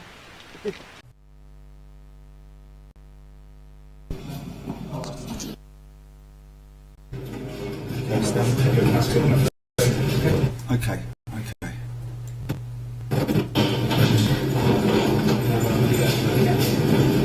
Okay, we're going to stop it there. Hey folks, there you go. How was that, Manchester? Wow, how quick did that go? Oh, okay. Okay, so what I'm doing here, I just wanted to show you quickly. If you remember this morning, I showed you the model of the Virgin Atlantic 747, and of course we're putting together the big edit for Virgin Atlantic for the final piece with GV Roy going out across the Atlantic and landing out there in Vegas, then going to Phoenix, and we've I've managed to get quite a lot of footage from Zane and the guys who flew her out there, and it's a case of putting that all together, assembling it in its right order. And the piece for where they're going across the top, I've got some footage from him, cruising stuff, and I'm going to interlink that with this. Let me just show you this quick. Actually, I can probably bring the main, I can just play this out, can't I? The route, there we go. So if I bring that up here like this, okay, let me just stop it. Let me just show them it. Okay, so I've had to rig up my camera. I've had to rig up my camera, well, just my phone really.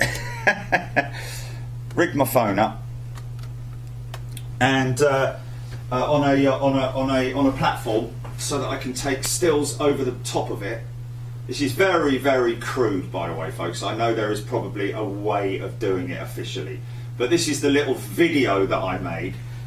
It's a bit like Morph.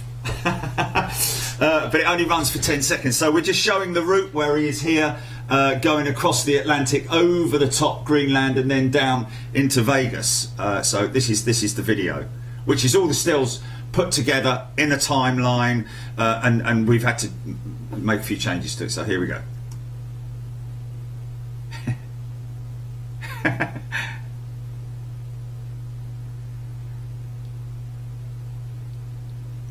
How's that? How's that? I'm pretty proud of that. Pretty happy with that. So it's you know, I mean, you know, it's just work. There's a lot of work still to go on that edit, and with all the other stuff that's going on at the moment, it's difficult to get to that. But when I just started a little bit of it. Just started a little bit of working on it, and I got to the pilot section, which is at the end here, which is 80 minutes to departure. Here there's a small one at 3. This is a little bit about the weather. This is the guys outside standing by. There she is sitting there.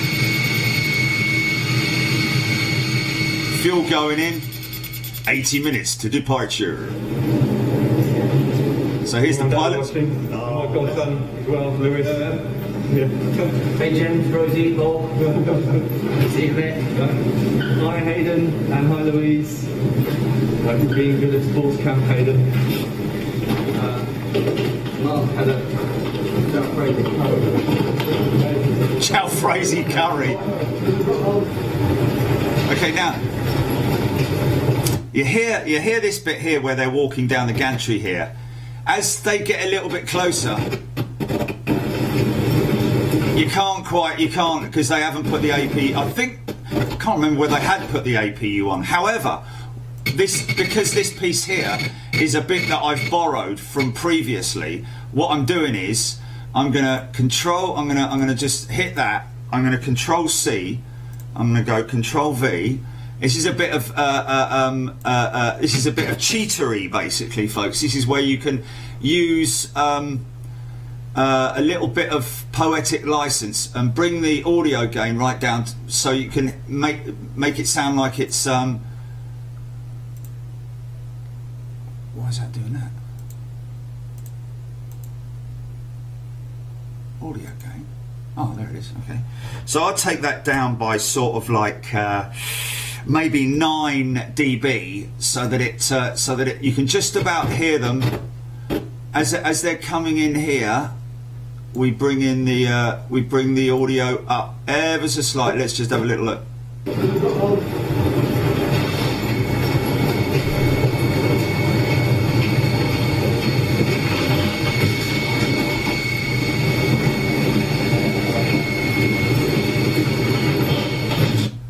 Okay. I might work. Because we would have to do a direct cut. Okay, so anyway, whatever. So that might work. It might not. I don't know. I think it might come in a bit earlier, because that walkway is not all that long.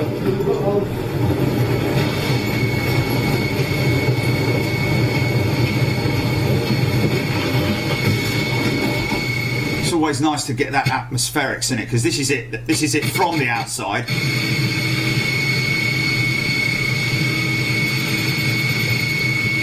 This is it from inside the walkway.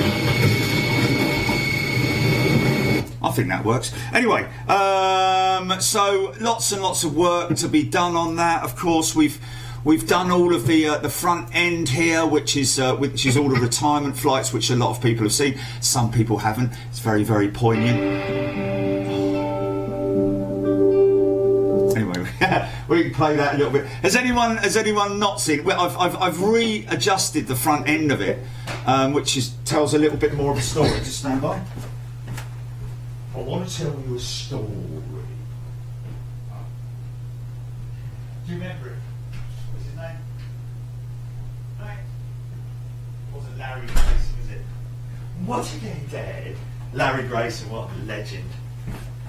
I want to tell you a story. I'm going to tell you a story. Oh, okay, there we go. So we could play it, couldn't we? We could play the front end. Oh no, we'll do all of that. We're not in a hurry to do it. I'll maybe jump on this, but we've got the model to finish, folks. So we've got to concentrate on the model before I finish that. But this is one little piece that I wanted to do as soon as possible, because that is on loan, obviously, from ARD, Aviation Retail Direct. It's a 1400th scale, I think. 747-400 is a 1400. 1200 is the bigger ones. These are 1400. Of course, Gillian will know because the old model competition, isn't it?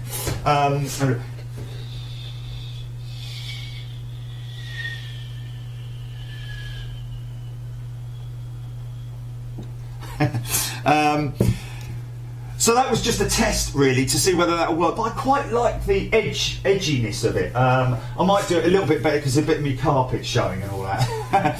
But other than that, we'll be back tomorrow, folks. Monday, first day of the week, and we'll just crack on with it. We're looking at on the 26th of this month, by the way, ladies and gentlemen, will be the same amount of time, 52 days, that we did in lockdown 1 last year. So let's hope that something really substantial has happened before then, so that we can all start looking at maybe going out and getting some real fresh air. But we will be back tomorrow for more model building. We're going to try and get this fuselage finished off and all that. Thank you to everybody for your for sending in your information and comments on how to weight her down. I have got these magnets, which we talked about, which I'm going to look at that as an option. I still quite like the idea of the liquid metal. However, how much of that am I going to need in the front? That would be the equivalent of sort of like 6 of these. So anyway, we'll be back tomorrow. We'll get all of that done as much as we can. And yeah, have a great rest of your day. Have a good day if you're in America, and have a good rest of your evening if you're out there in the east, Far East, and down in Australia. Take it easy, folks. We'll see you tomorrow. Cheers.